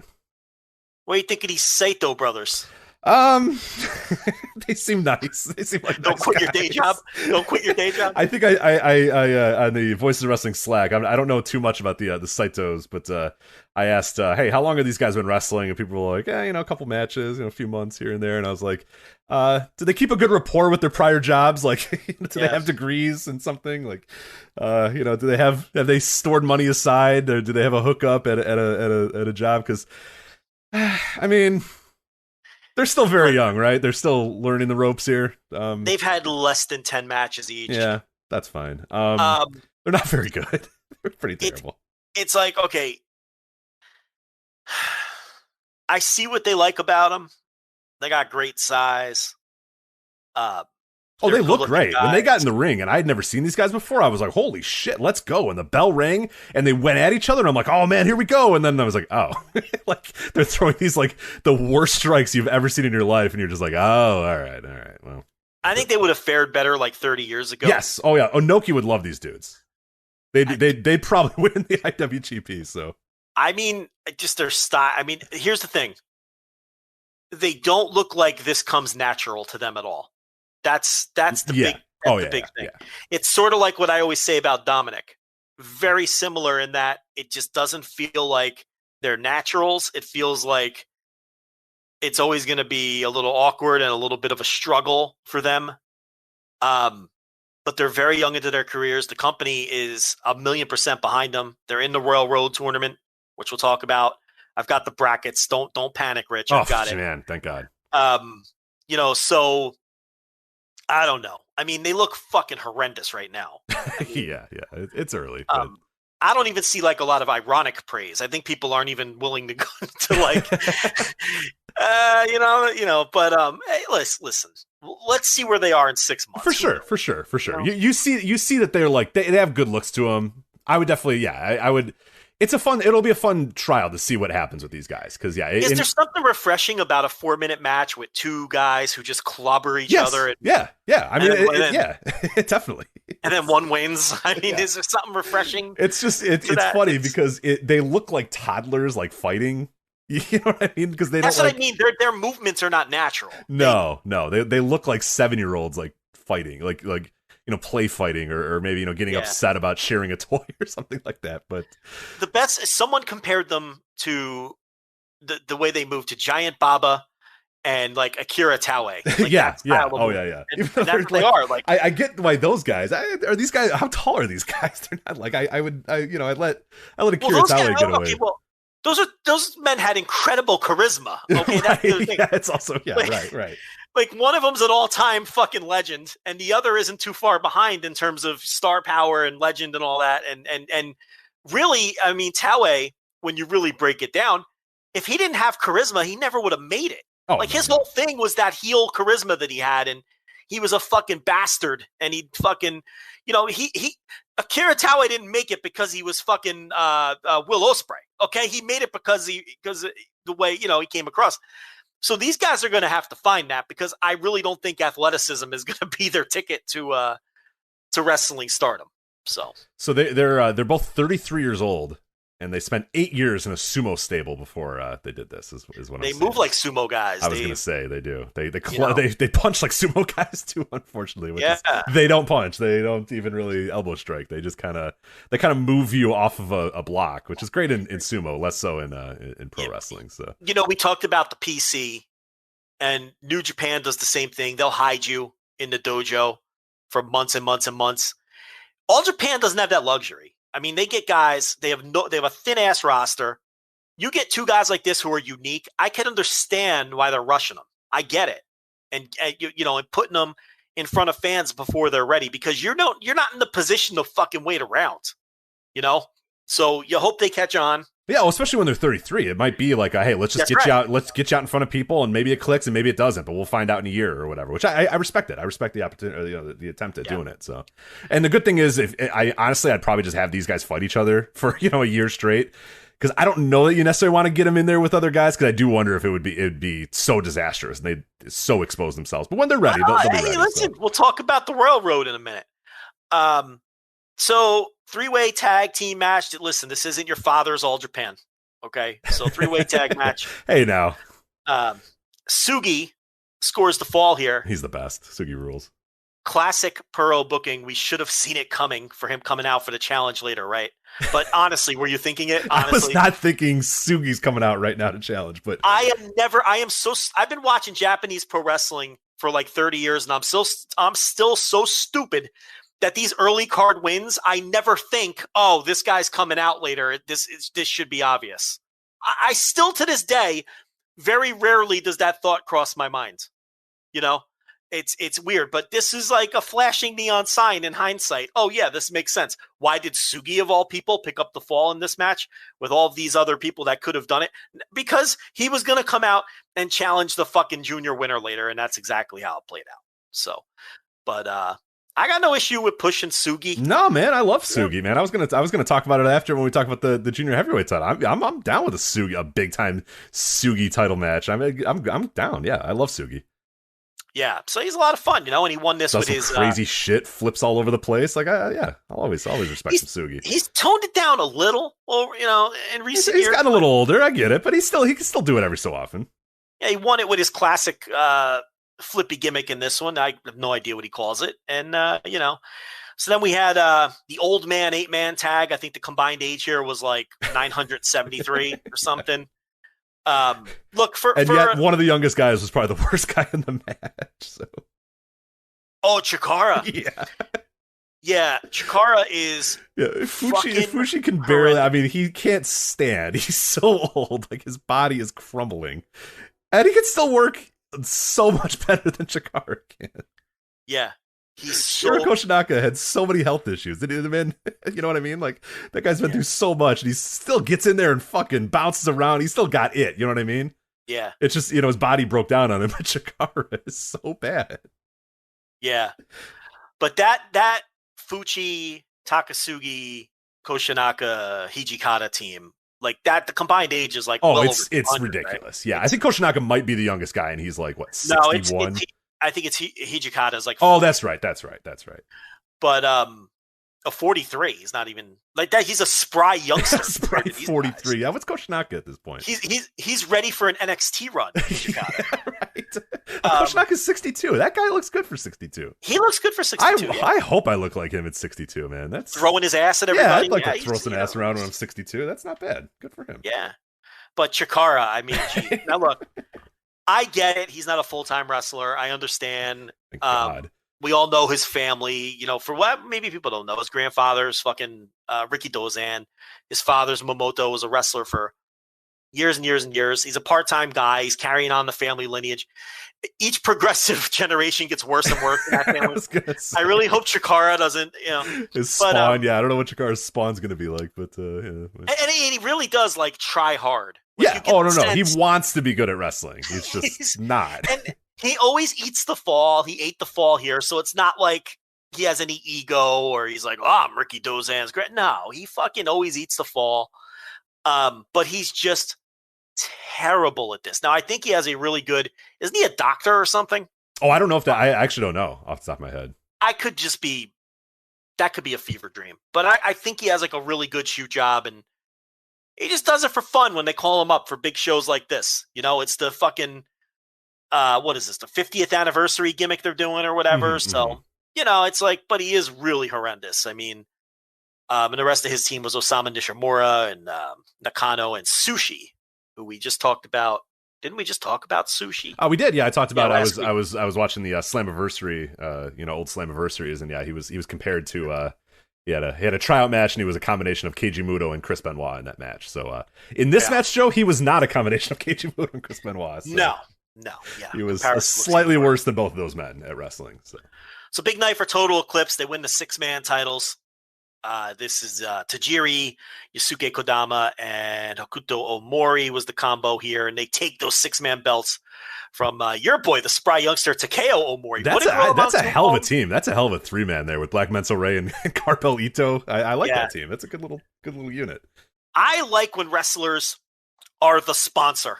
The Carpel Ito gimmick. Yeah. He's like, no, I'm fucking wrestling. Like, if I'm paying for this show, I'm wrestling on the show. And I'm like, hey, you know what? Good for you, pal. That's the gimmick of the sponsor, like the Carpel. Like, remember Gato Everready in AAA all those years? Yeah. Because do you know who Gato? Don't look it up. Do you know who Gato Everready is? Oh, you've given me this question before, and I blank on it every time, and I'm blanking on it again today. I don't know who that is. And every time you're like, no. Oh, isn't it like it's like Matanza? No, it's not Matanza. It's what's his face from Lucha Underground? No, fuck. Drago. That's right. Yeah, Drago was Gato Everready. He's older than people think. I think Drago is like I don't want to say he's pushing 50, but I don't want to not say he's pushing 50. I've seen Drago without his mask, and that man is he's an old man for sure. He definitely does not. The mask is helping him a lot, as it helps many, many, many luchadors. So good for them. But we had a long. 45. Yeah. Okay, that's probably fair. Yeah. El Gato Everready. Yeah. Yeah, we had a whole. Then we went through all the. We had a random discussion about that a couple years ago. It took us like an hour of going through Drago's history and the Gato Everready and all that sort of stuff. But yeah, I'm down. I like sponsors getting in the ring there and wrestling. So Carpel Ito. So yeah, they wanted to make it a big night for Total Eclipse. So I get it. They even won the next match, which we kind of talked about earlier. Koji Doi and Kuma Arashi. They beat Shotaro Oshino, and he was teaming with Ryuki Honda, which you knew it's a kid, and he was one of those Wrestle One guys, and he's latched on a Wrestle One young boy, and he's latched on with All Japan, and he's a nice little worker. Yeah, I like him for a 20-year-old kid, But short match and Total Eclipse was just, again, the foreshadowing here. Are we all just dumb? We should have saw this coming. I mean, it's just the whole unit was cleaning up all night, so you kind of saw the Jake Lee thing coming. Yeah, the problem is, like, as you said there, you have him team with Honda, who's a young boy, and you know that he's going to take the loss here. But you don't have to have the man that's going to challenge for the world title, lose in a young boy match. Like, you don't have to do that. Like, why did you do that? You didn't have to. So the counter argument would be, where else does he fit in on the card? And my counter argument to that is, why does he have to wrestle on the card? Yeah, exactly. Okay, he could just come out later.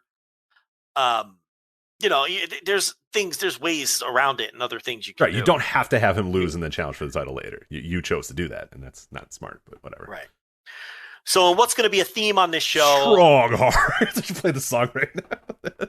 Yeah, and I mean, I really think that both on this show and the GLEAT that we'll talk about later, since Rich has strong-armed me into watching the GLEAT, I can't imagine a lot. I mean, they come on these shows and it's just a different energy. Oh my God, they were so good here. They were so good. Yeah, you hear that strong hearts, and then they come out and it's just fucking the bell rings and they just do shit for however long the match is going to be, and it's awesome. And they're all over the ring and they're bouncing all over, and I'm just like, fuck, this is great.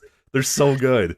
I'm going to save a lot of my strong heart takes for later. Yeah, but there's plenty of opportunities to talk strong hearts later. So they were awesome in this 8-man tag. They beat Purple Haze. This is a good match in general. This is probably my second favorite match of the entire night. I mean, it only. You know what? You're not wrong. It went 6 minutes, but man, was it action packed in 6 minutes. It was. I can't kill you for that take. I mean, if you weren't in love with the junior match, where else are you going to turn? I mean, I guess the Ishikawa match was okay, but yeah, I mean, this was an awesome 6 minute sprint style match, and Zeus, Izanagi, Irie, and Utamaro, I guess, is the other. I should just put this in front of me. Hold on. I keep bouncing back and forth. Yeah, Utamaro, the Purple Haze guys. So, yeah. And then the Yoshitatsu thing, which was an utter disaster. I mean, it was billed as a different style fight, and it certainly was different. I'd say so. Yeah. It was definitely different. Does Yoshitatsu do anything where he doesn't look like an absolute fucking dork? No. I mean, he comes out wearing the smallest trunks you have ever seen, Joe. Yeah. No knee pads, small boots. He looks like he's in his underwear. He was doing a Noki versus Ali is what he was doing. Yeah, but here's the difference. There's a bit of a difference. Here's the difference. Antonio Inoki and Muhammad Ali were in that fight, and this fight had Yoshitatsu in it, so that... and whoever Yosuke Nishijima is. Yeah, this apologies to Yosuke Nishijima if he's some kind of big time. Yeah, Japanese. Who cares? Because he fucking sucked here and it was boring as hell, and I hated it. So he's wearing like 30-ounce gloves. The Nishijima guy. I'm like, what is this shit? The best is so Yoshitatsu wins. I'm using wins in quotes. And the fans don't even clap. They're not even doing anything. And he, like he's fucking Mil Mascaris. He gets in the ring and he bows, and then he bows, and then he gets to the other side of the ring, and then he bows, and finally, just to get him out of the ring, like, Mystico style, like 10 fans just go, all right, just get out of a ring, go away. You sit there bowing, thank you. And they're like, no one's doing anything. They're like, just go away, get out of here. We want to watch, real wrestling. And then finally 10 people just go, and then he goes, okay, and then he leaves the ring. And it's like, thank God, get this out of here. What Very is experimental. This? Yeah, well, experimental. Yeah. So Tsuji Ishikawa, he would come out later. So obviously he successfully retained his Gaora TV title against Yuka Miyamoto. We all kind of figured he would, but especially if he's coming out later to challenge. So, I mean, it's fine. I don't know. I like this match a lot, man. I don't know. I thought it was. Well, then you talk about it. I thought it was way. Maybe it was expectations coming in. Maybe I'm like, fuck, it's Tsuji Ishikawa in 2021, and he's not very good anymore, and yada yada yada. And Yuka Miyamoto, I've never been a huge fan of, and I thought they went out here. I thought they worked their ass off. I thought Ishikawa looked really good here. This is the best I've seen him look in a long time. I mean, there was that period a couple years ago where he looked like he was absolutely washed, like he was done. And I still don't know that he's like, he's not Tsuji Ishikawa from 5-6 years ago or whatever, but I thought he was really good in this match, and I thought this was a real fun 11-minute back and forth match. Good action throughout, and yeah, a lot of back and forth stuff, and Ishikawa got the win as you probably expected he would, but I thought this was over delivered. Now, did I think this was like the match of the night. No, I didn't. We're going to talk about that in a minute, but I think it's right up there. I'd put it at least at the second or third best match of the night, which, you know, isn't saying much because a lot of the other stuff didn't work, but I don't mean that with faint praise. I really do think that this was a solid match, like 3.5, 3 3/4, you know, star match. I thought Ishikawa had a period there a few years ago where he was among the best wrestlers in the world for like a 3 or 4 year period. And I think the back end of 2019 and 2020, he really kind of fell off a cliff. Oh, I thought he was done. Like, I thought legitimately this guy is never going to be able to go ever again, and he needs to go away because he was horrendous there for a while. Yeah, I thought he just became like a super average wrestler over the last 18 months or whatever. He's going to have to prove to me, because I mean, the style that he has worked his whole career, and he is 45 years old. Yeah, I was going to say 45, 46 is what I guess. You know, so I don't know.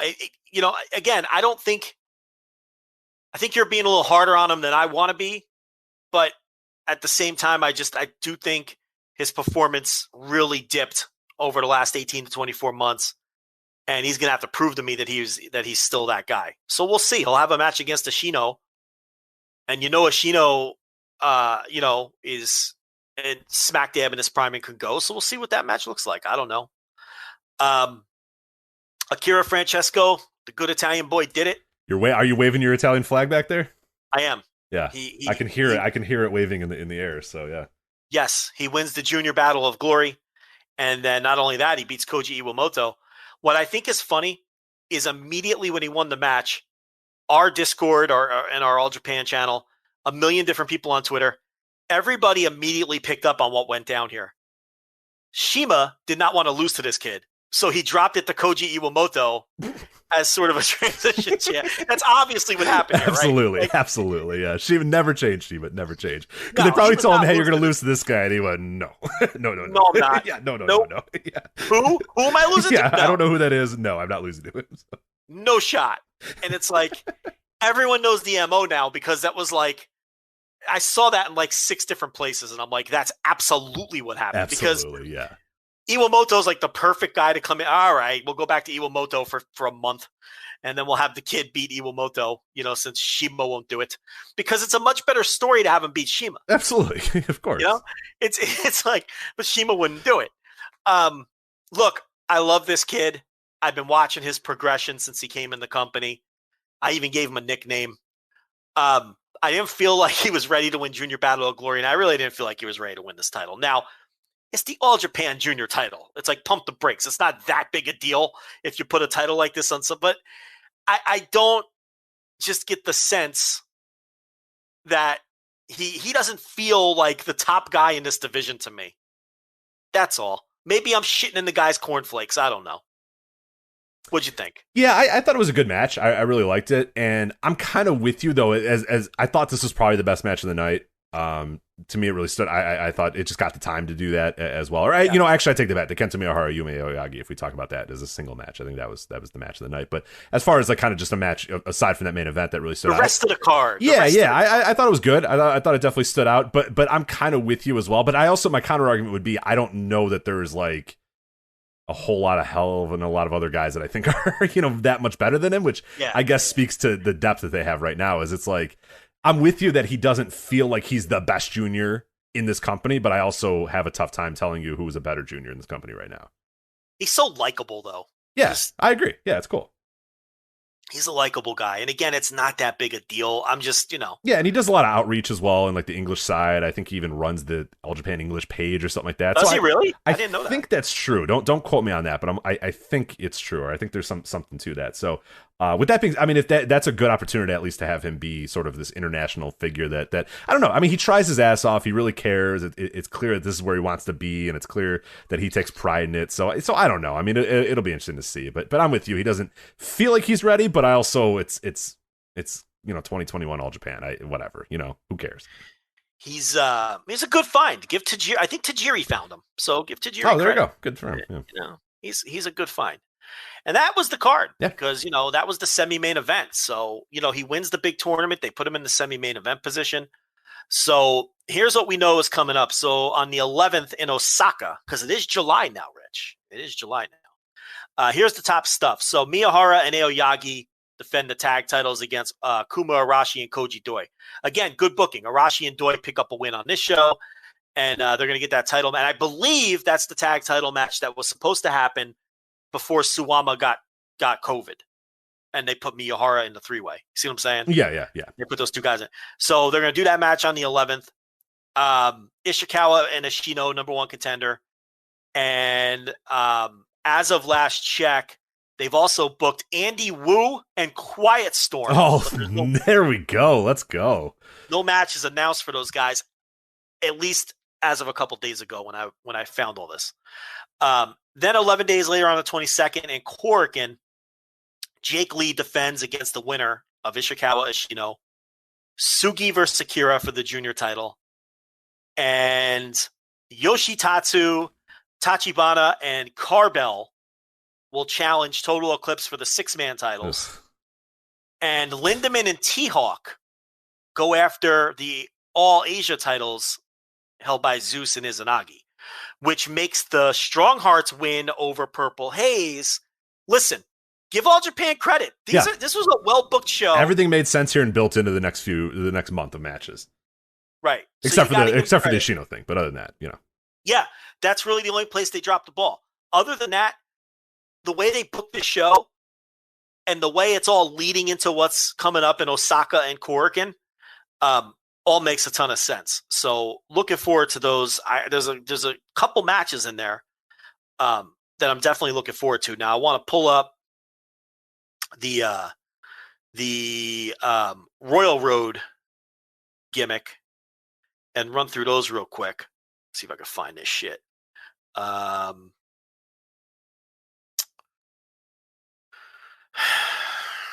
me to try to find it if I can? I got it. Okay.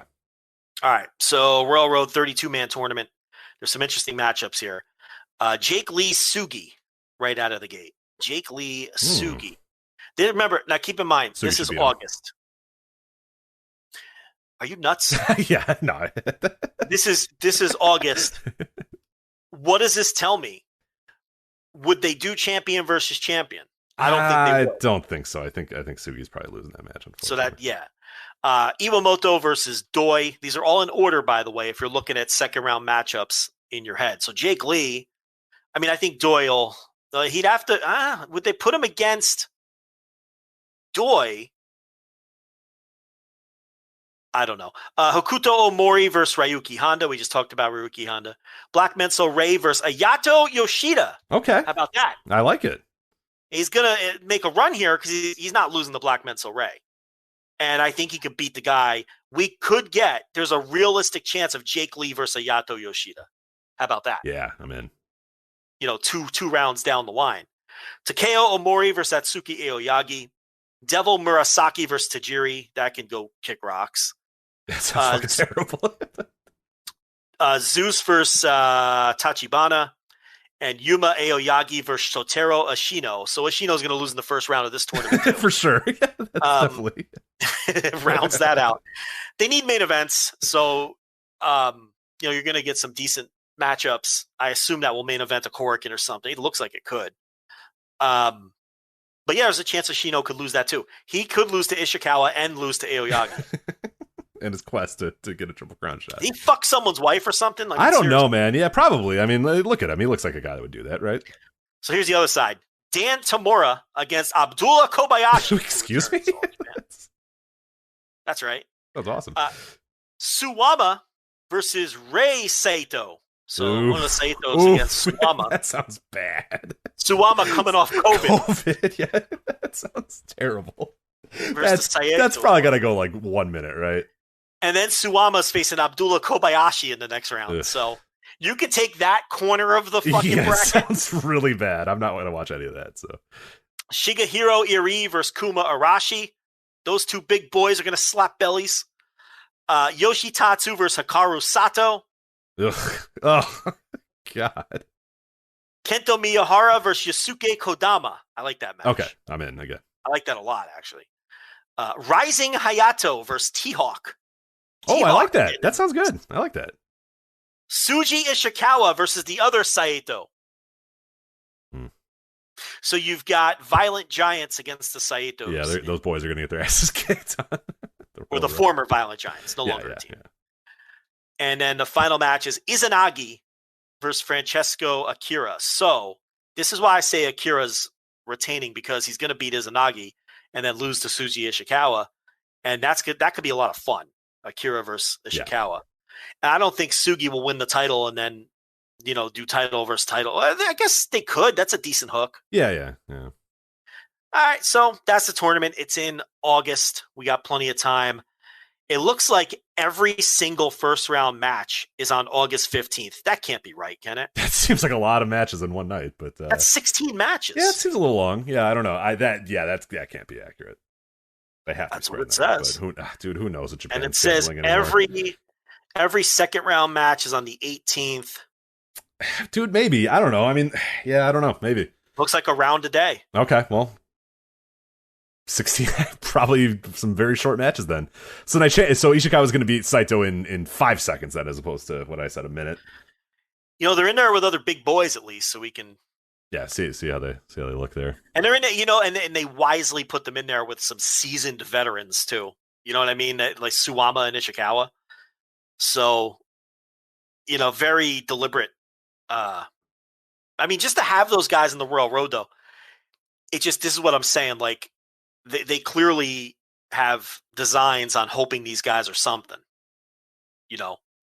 to rush them from the dojo. Gerard was in the chat room saying they joined the dojo in December.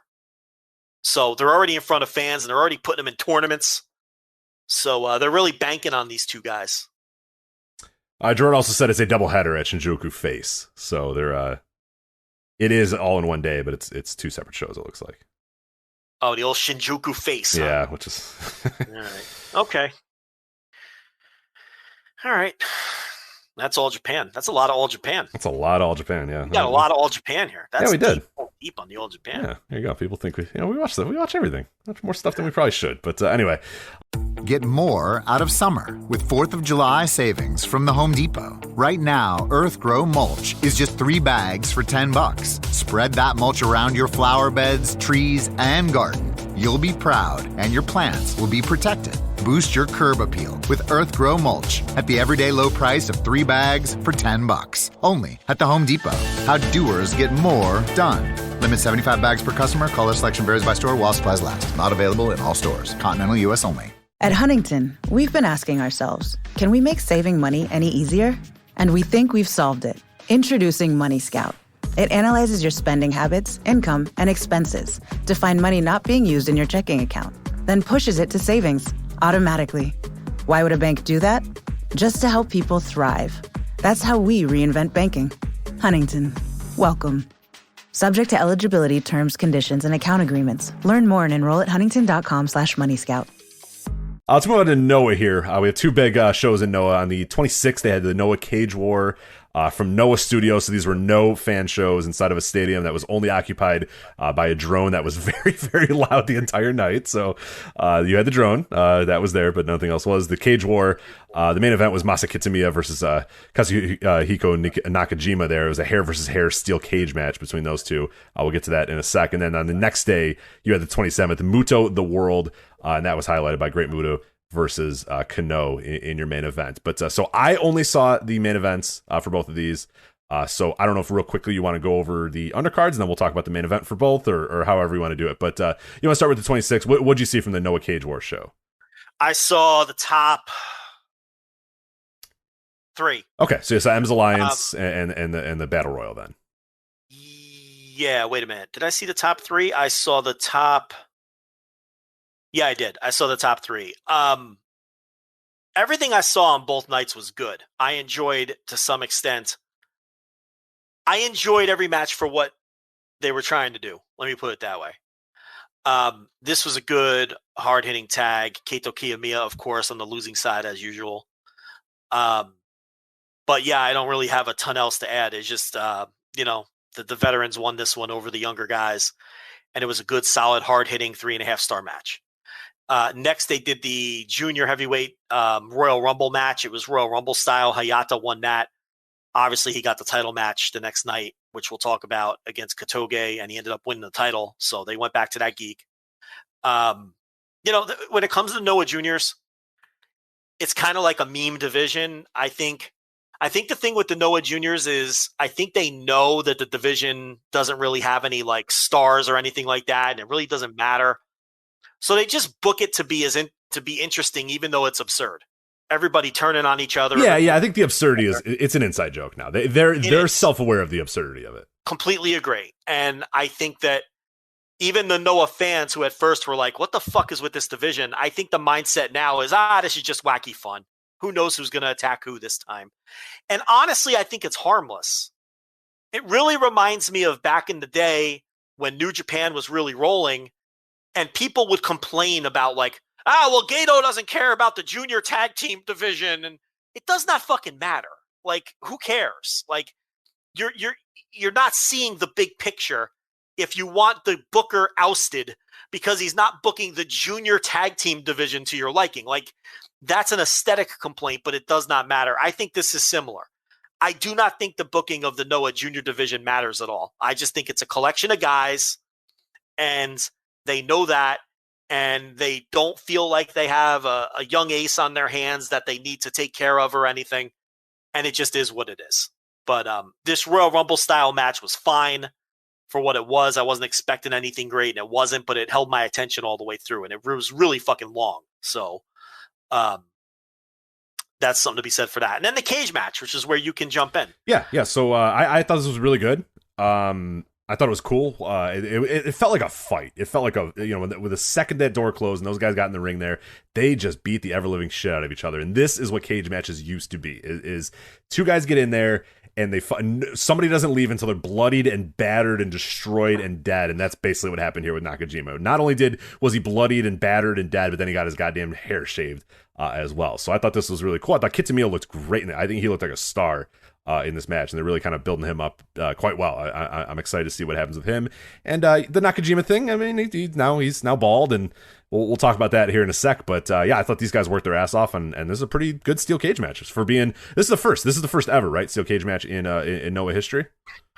I can't imagine they've had another. I mean, I off the top of my head can't remember it ever happening before, but I can't remember one either. So I mean, maybe that's wrong, but it's not like. And not like cage matches are a regular thing in Japan, so yeah, they're not rolling out cage matches, and there might have been one years ago that I just don't remember. But the point here is, it felt special. Is the point that you're trying to make, because they don't do this, and what you have here is this weird dynamic of the guys that are tag team partners and tag team champions, but they're they're feuding with each other, and they split, and they're in separate units, but they're still the tag team champions, so it's this weird story that they're doing.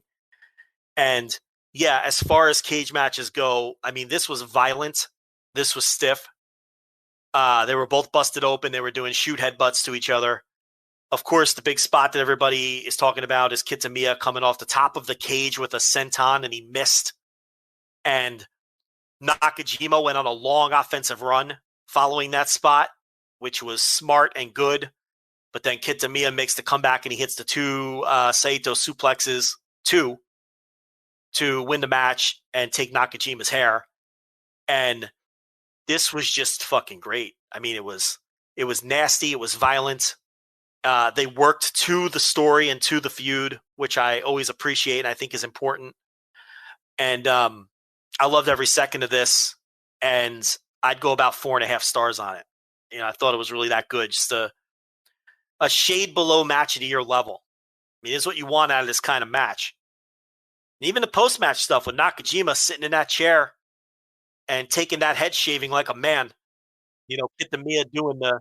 It's something I love about Japanese wrestling too, and we've seen it a few times this year, especially when guys get their hair shaved, and obviously in Dragon Gate or whatever, it's always the best. The guy just sits in the ring, sits in the chair, and goes, all right, just fucking do it. You know what I mean? I lost. Yeah, Nakajima, no American bullshit where somebody runs in and hits a guy, and then he runs away, and you don't pay it off. It's like, no, I lost. All right, shave the hair. Yeah, I did. I lost. And then Kano, who obviously has the long-term story with Nakajima getting in the mix, he watched it from ringside.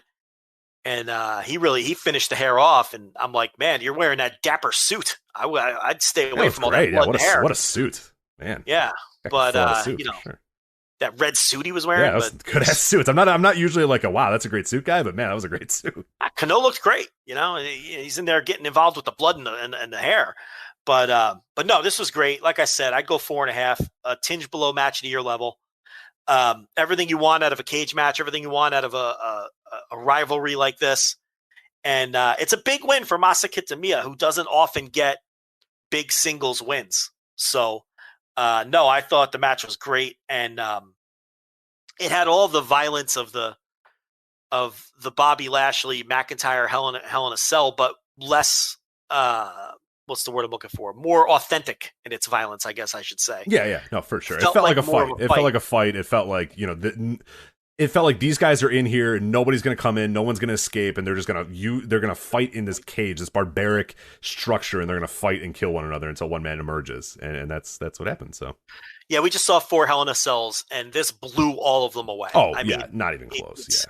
It's not even worthy of the comparison. So no, yeah, I really thought it was great. So that takes us to the 27th. I saw the top 4. That's not true. I didn't see that semi-main event tag. I saw 4 other matches. I watched that Aita, Rangai, Yohei 6-man where they beat Stinger, Hayata, Yoshioka, and Ogawa. That was exactly what it looks like on paper. It was fine. I like Aita in Noah, though. I think he's a good fit with some of the scummers they have him teaming with. Yeah, he's pretty scummy, and there's some definitely scummy guys that he could team with there. So yeah, it's pretty cool. The Perros Del Mal Japan deal they're doing, he's a good fit for that. And then the Congo 10-man where they beat Daisuke Harada, Hajime Ohara, who still isn't ever being pushed. Junta Miyawaki, Kaito Kiyomiya losing again, and Masa Kitamiya. So Nakajima kinda, sorta, at least he's on the winning end over Kitamiya this time, but obviously you want to win the cage match as opposed to this match. It was a really good high energy 10-man tag. And I will say this too. The thing about this match was I love the way Congo operates. It's like Nakajima is clearly the guy, and he's got like these 4 stooges who just fly around the ring like fucking Kai and Tai used to during the Attitude Era and just do his bidding.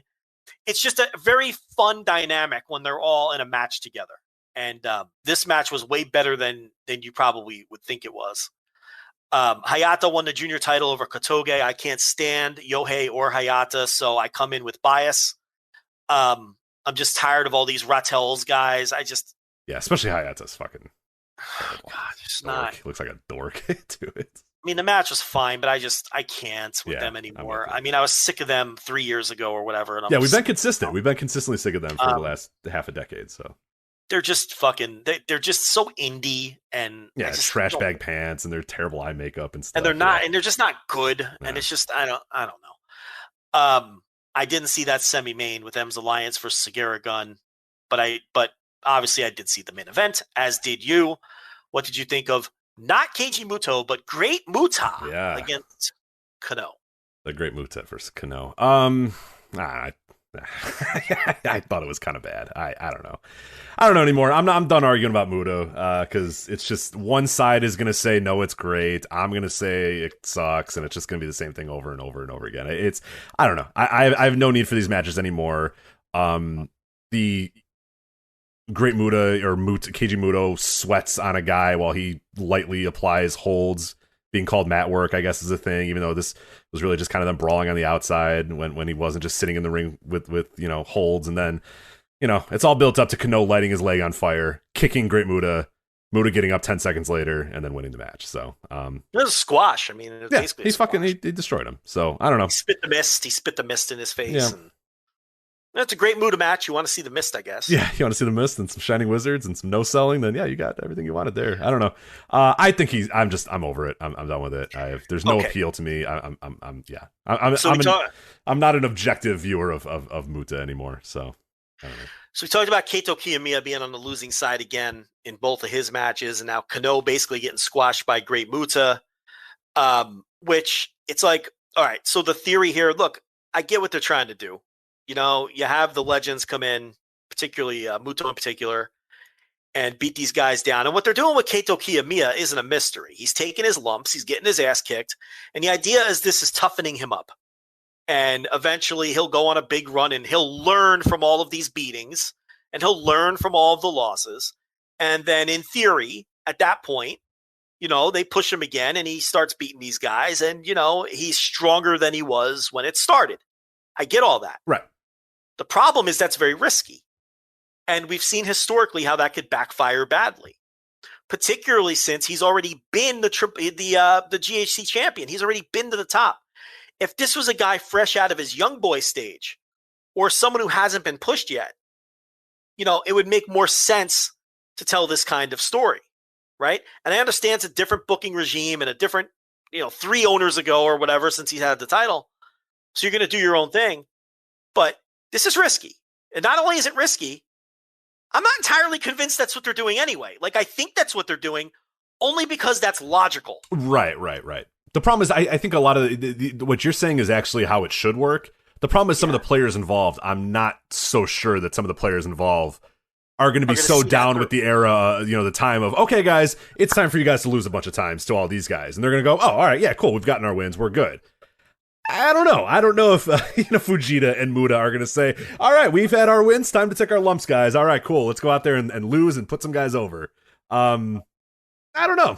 I'm not too convinced that that's all of a sudden going to happen, that Nosawa's going to sit down with those guys and go, okay, it's time for you guys to lose for the next 3 months as all the young guys get their wins back. I don't know. Assuming it plays out the way we think it should play out, there's still risk there that it will work because there is a trail of dead promotions throughout wrestling history who have done this sort of thing and beat the young guys with the old guys, and then the fans never have faith in the young guys again. I mean, that's just history. Right, and that's the argument I bring up all the time is, okay, you can say, oh, this is good, and that's fine. Okay, it is good. But you have to please cite an example of a promotion where this has worked. We're tapping in nostalgia like this heavily, where guys, and it's not like we're talking about guys from 5-10 years ago. We're talking about the fucking Keiji Muto. You know what I mean? Like, it's not. That's one thing that I'm always kind of. It's to me, it's akin to when Keiji Muto was coming up in New Japan. Seiki Sakaguchi comes out and whoops his ass and beats him a bunch of times. Like, it'd be utterly ridiculous. A 50-year-old Seiki Sakaguchi coming out. Yeah. After Muto already had a title run. Right, exactly. It's like in 1995, Seiki Sakaguchi coming out and going, hey, Keiji, I want to face you. And him going, all right. And then getting his ass kicked by Seiki Sakaguchi. That would be bad, right? And that's not what they did. You know what I mean? Like, he took his lumps, sometimes to Fujinami. They did a lot of that where Fujinami would beat these guys until they were ready. But Fujinami was still a regular guy in that company. He was just a little bit older, and then he was ready to kind of pass the torch. Because that's how it usually works. This time, you're getting guys from 20 years ago, from decades ago, that are coming in and beating them. And okay, if you want to say that that's good, and it's getting guys over, and it's helping the company, okay, that's fine. But please try to cite at least one example of this ever working in history. What about the argument that Kiyomiya had a title run that didn't exactly light the world on fire or catch on like Miyahara or Okada did? Forget Okada. Didn't catch on like Miyahara did, even at that level, because he clearly wasn't ready. We've talked it to death. He wasn't ready. He didn't have he had confidence issues, which are understandable. He was 21 years old. He didn't have the confidence. He didn't have the aura of an ace. The matches were fine, but he clearly wasn't ready for the role. And it didn't work. Okay? So what about the argument that the Nakajima run didn't work? That was the biggest failure they've had in the last, that title reign was an utter disaster. Yeah. Before he went through the attitude change and all of that. He had a terrible babyface title run from a business perspective. So what about the idea that Kiyomiya and Nakajima and Kano and all these guys weren't drawing and couldn't draw? So why keep going down that well? Why not try this? And then see if we can get these guys over and throw Kitamiya in the mix if you want, and Inamura, who's on the come up, and see if we can't use these guys to finally get these guys over to the point where they can draw money on their own. Is there something in that argument? No, there definitely is. Guys? Yeah, no, there definitely is. I just don't know if these are the right guys to do it, or if these guys are going to do it. That's my biggest concern. If not these guys, then who? because it's obvious. Well, I mean, like, I don't know that these guys are going to want to lose, is what I'm saying. Right. You're saying you're skeptical. I don't trust these dudes to say, all right, let's go. Time to start losing. You know what I mean? Like, that's my skepticism. On its face, if you were just telling me, Joe, here, you know, you're Rich, here are X, Y, Z, A, B, and C, and you're telling me exactly without naming the names, when you're not saying Keiji Muto and you're not saying Fujita, you're just saying here's the scenario, and I want, you know, X is gonna, you know, as a legend, and he's gonna come in here and he's gonna beat Y, but then eventually after a few months Y is gonna beat X. Yeah, it all sounds good. On its face, it sounds good. I don't trust Keiji Muto is gonna be down for the losing part of that. I don't trust that Fujita is gonna be down for the losing part of that. You know what I mean? Like, that's my concern, is these guys specifically. Yeah. No, I hear you. Is Sakuraba going to be down? I mean, I know he's less so than those guys, but like, I mean, like you said, there's a wake of dead bodies in the, you know, left of these. Just the two Muto matches that he lost. I mean, he got his ass kicked in by Sugera and Marufuji, and he never wins. He literally never wins. I mean, it's just a constant stream of beatings. And the idea is that they're toughening him up. I get the idea, but I am skeptical of it playing out properly like you are. And I'm just straight up skeptical that it works, because you run the risk of telling people, oh, he's just a geek. You know, why should I believe in this guy? You know, and maybe even hurting his confidence. Right. That's possible too, because that confidence has been the issue with him. If he was a confident, big dick swinging ace the first time around, they're not in this position. But that's not who he is, and it was too soon, and it's not who he is. Yeah, I also just have like a general like apprehension to nostalgia stuff, especially as an American wrestling fan. I get it. If you're just watch Japanese wrestling and stuff, you might be like, whatever, who cares? But I mean, for somebody that's watched so much American wrestling and the obsession with stars from the bygone era that just come in and just decimate everybody, and the idea is that eventually via osmosis or something, the young guys are going to get over. When in actuality, it's just all that ever happens, and all that's ever happened with this is these guys come in and they're so much bigger stars, and they show clips of when they were giant stars, and all you think is, wow, those guys are stars. These young guys, they kind of stink. They kind of suck. And that's what American wrestling has basically done over the last 15 years, is say, man, things used to be so good, and here's the guys that were there when it was so good. Here's Stone Cold Steve Austin, here's The Undertaker, here's Shawn Michaels, here's, you know, all these sort of guys, and that ends up, and to me, being a bigger detriment. And again, I'm not saying that that's gonna happen, especially with this, but it does run that risk that, you know, all you tell people is, hey, these guys are all dorks, and the stars are still the stars. So, you know, and the stars that you remember from 20 years ago, they're still here, they're still the stars, and they're still better than all these young guys. And that's always an issue with me, and especially so watching so much American wrestling where that happens all the time. It's risky. It's risky. So we'll see. But you can only beat these guys so much. It's all I'm saying. You know, I don't know. Maybe they do come out the other end and it works, but you can only beat these guys so much.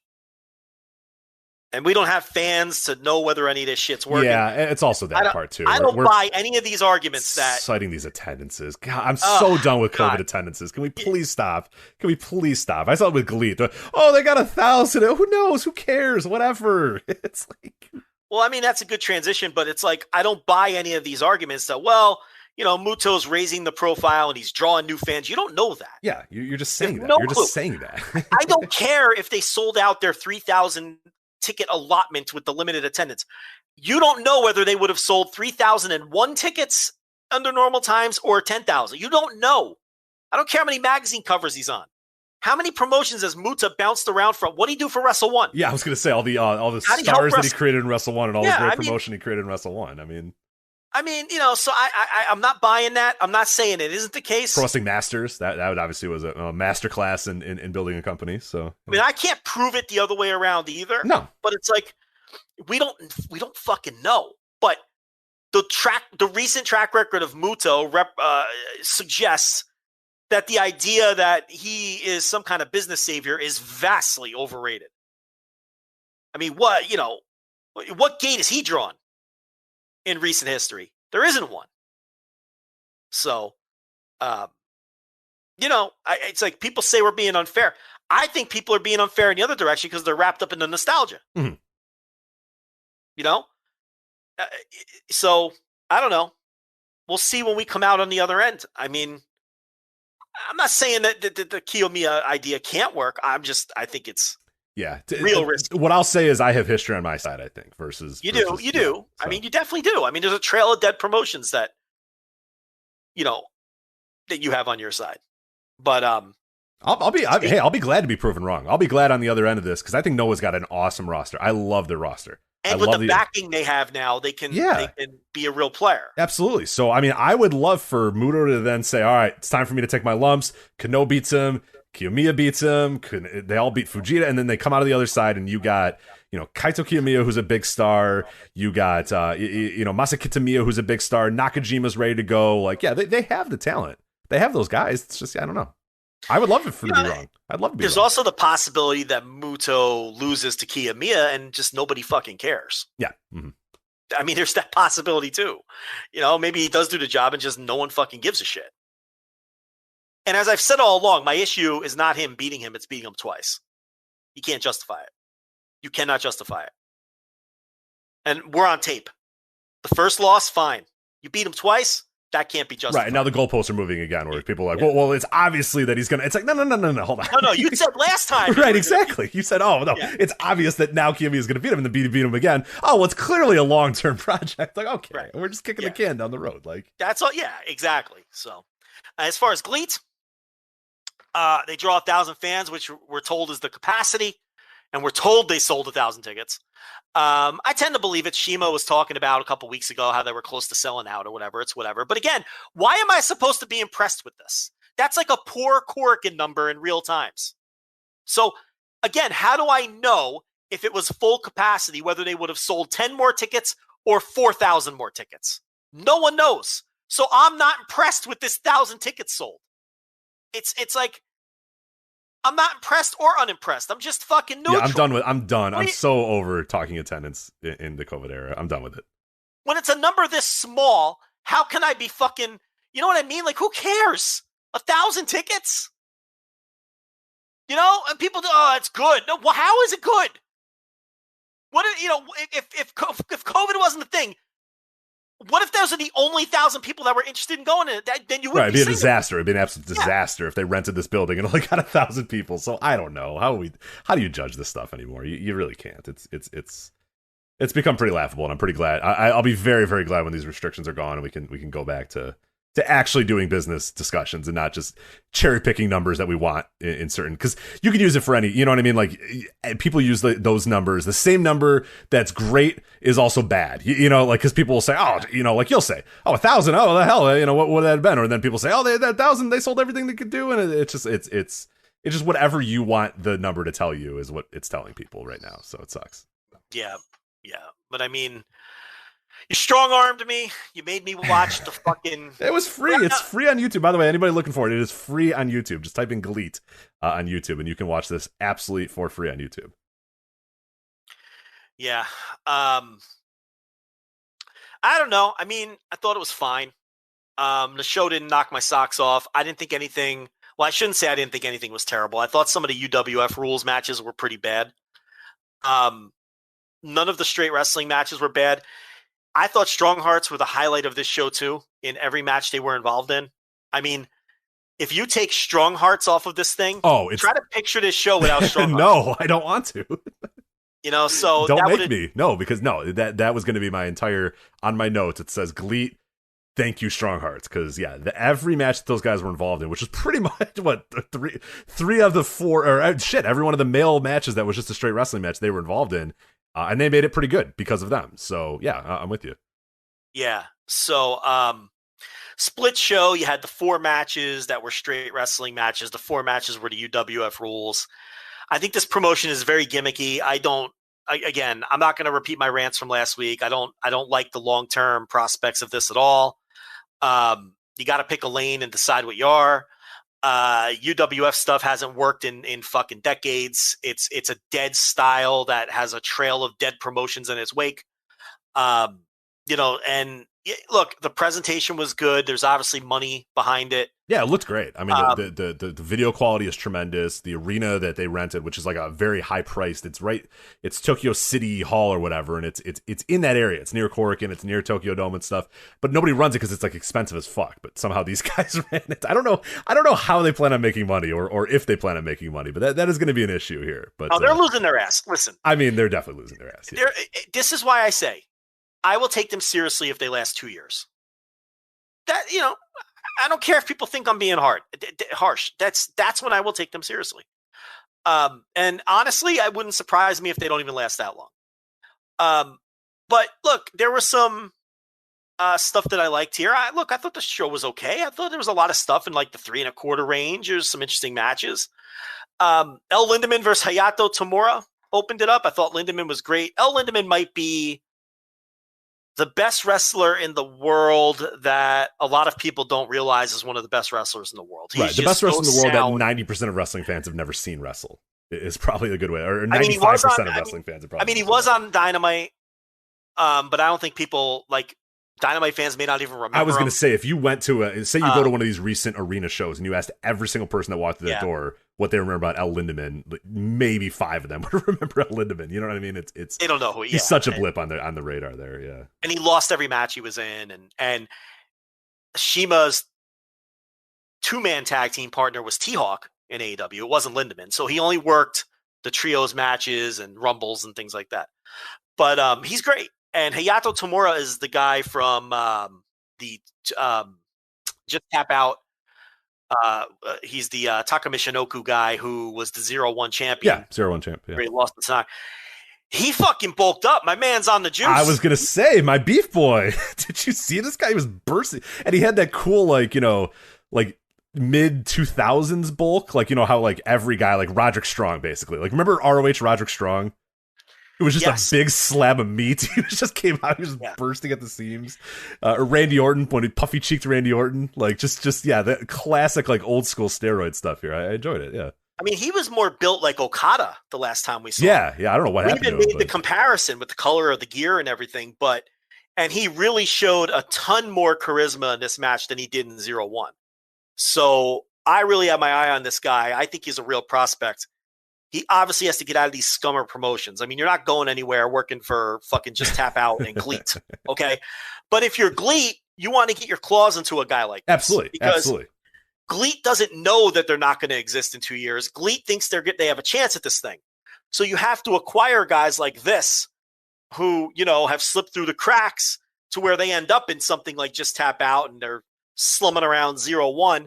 Because, obviously this guy has a ton of upside, and I am way higher on him. I liked him in 0-1 well enough, but man, he showed me a ton of high potential here, and he's only 25 years old. Yeah, I was okay. I'm glad because you said you had some takes about him, and I was like, oh man, Joe's gonna bury him. I'm gonna have to defend his honor. Oh no! I was very impressed. Yeah, very impressed. I thought he was tremendous here. I really, really liked him here, and I thought El Lindemann was bumping like crazy for him too. Like, it's clear that was the idea. They wanted him to bulk up and kind of be like a power guy. Because that's how this match was worked. Like, Tamura was just throwing him around, and El Lindemann was taking big bumps. And yeah, like you said, charisma was off the charts. And yeah, I think he's definitely a guy that you kind of if you're GLEAT, you circle and say, okay, we may have lucked into this guy. Let's see what we have with this guy. Let's see what we can do with him. And I think there's a ton of potential for sure. Yeah. No, this is a guy who, if GLEAT's going to make a run at this thing, they got to get this guy. This is a guy I would try to sleaze and get full time. I know it's tricky in Japan to get guys to jump and all that, but this is a guy you got to try to get full time.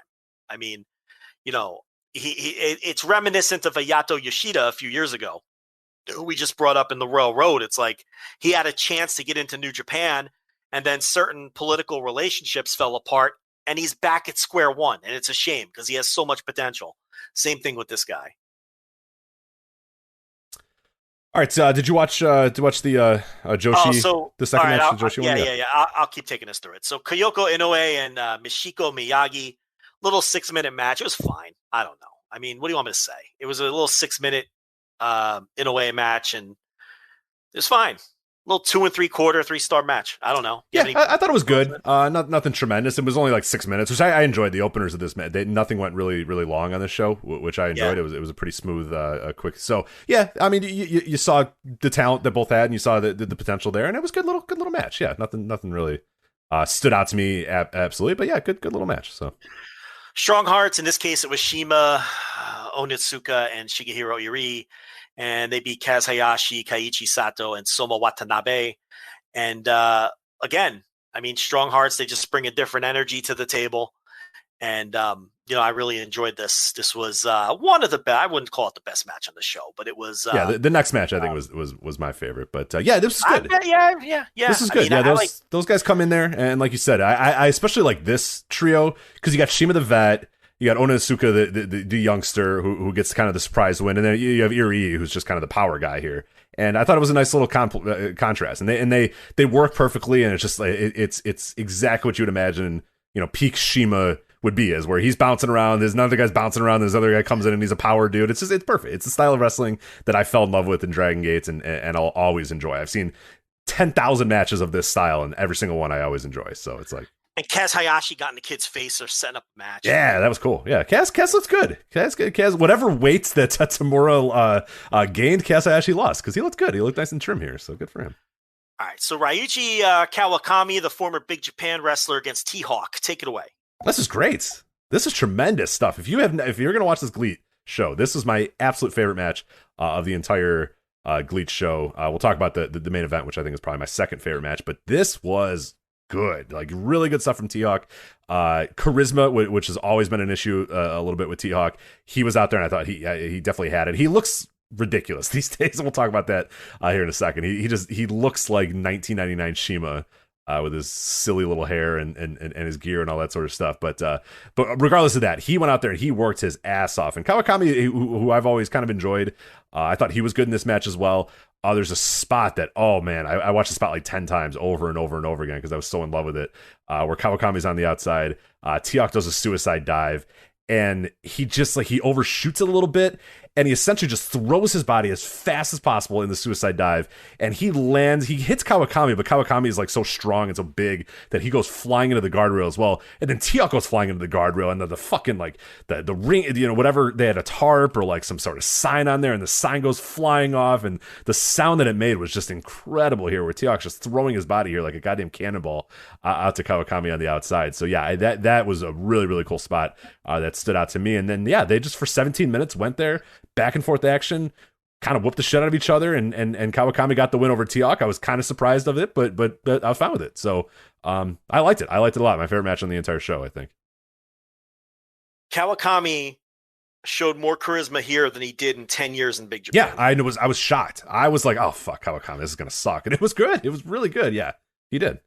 I came away out of this show thinking, thank God Strong Hearts are on the show, and Hayato Tamura and Kawakami need to be built around. Mm-hmm. I mean,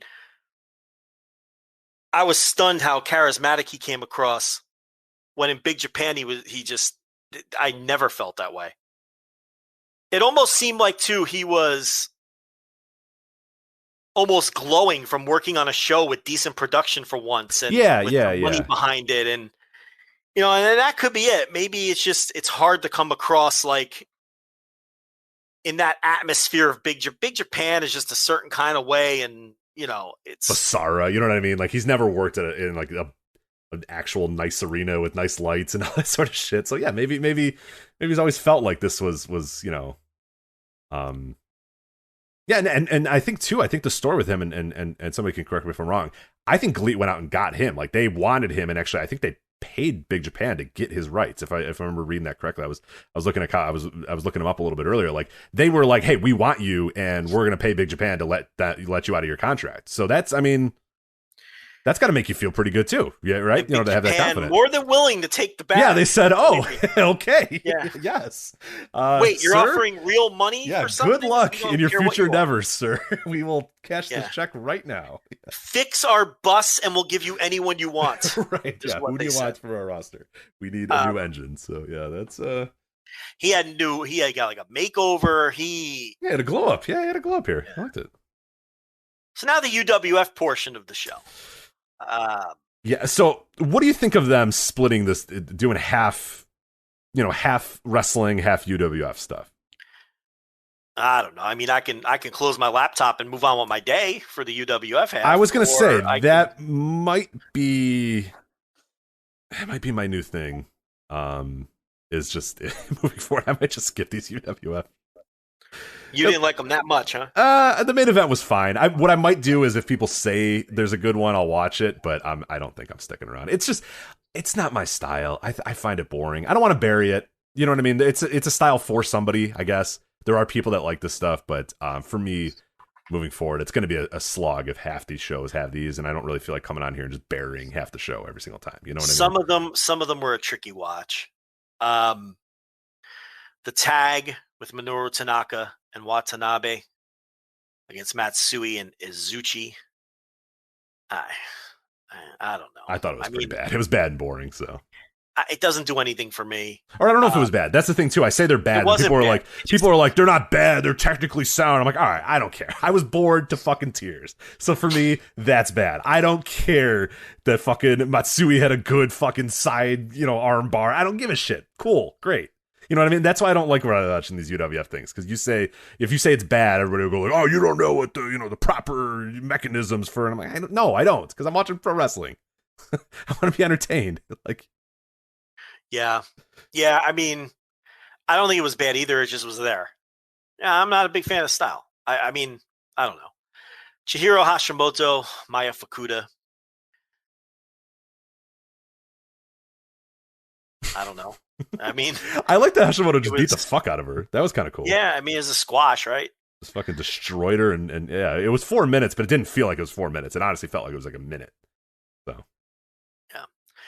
Masakatsu motherfucking Funaki versus Yu Iizuka. Now this one I thought stunk. This is bad. This is the one where I was like, all right, these other things were kind of boring, but Funaki's coming in here. Let's go. And yeah, it was kind of. This wasn't good at all. The size difference was utterly ridiculous, and it's like, I know it's pro wrestling, I understand, but I don't know. I don't want to.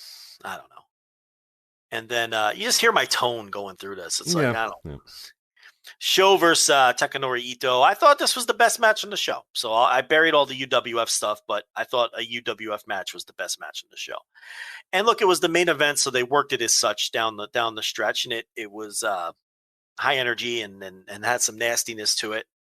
I didn't think it was a great match. I didn't even think it was a good match. It was a good, solid, 3.5 star match for your main event. The problem is Sho had to win.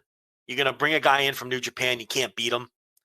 I don't know how much good that does you, other than you can say you sold a whopping 1,000 tickets. Okay. Right. Oh yeah. The optics of this were so weird, because Sho goes out there and beats this guy, taps him out, and Sho rolls out of the ring, and then Ito gets in the mic and goes, "Thank you for coming to the show." It's but it's like if you're going to use guys, you unfortunately you have to. You have to. Yeah. They have to win. New Japan's not going to let this guy come in and lose.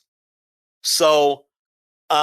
That's kind of the rub there, but if you need to do that to get going, you need to do it to get going. I mean, that was the whole formula with Big Mouth Loud. I mean, guys would come in and just beat Shibata, and it's like, we saw how that worked out. But I mean, it's like, but I mean, the match was okay, and Sho is into this kind of style. Yeah, so he was good. And like I think what I liked about it is it's clear that Sho, where some of these guys are like clearly like they don't have like the pro wrestling charisma, they just kind of have the style down, you know what I mean? Like, especially in that tag match, it felt like that, where I'm sure these guys are technically sound in shoot style or whatever. Sho was just wrestling it like he was a wrestler, kind of doing strikes, you know what I mean? Like, and doing submissions, which I will always prefer when it feels like it's a wrestling match that just so happens to have these rules. And I thought that's how this match was. It didn't feel slogged down like I'm watching an MMA fight or some, exhibition here, or some grappling exhibition. It felt like a wrestling match that felt also like a fight. So I'll always enjoy those more than I'll enjoy the other stuff. So no, look, the tag one wasn't bad, and the main event was good.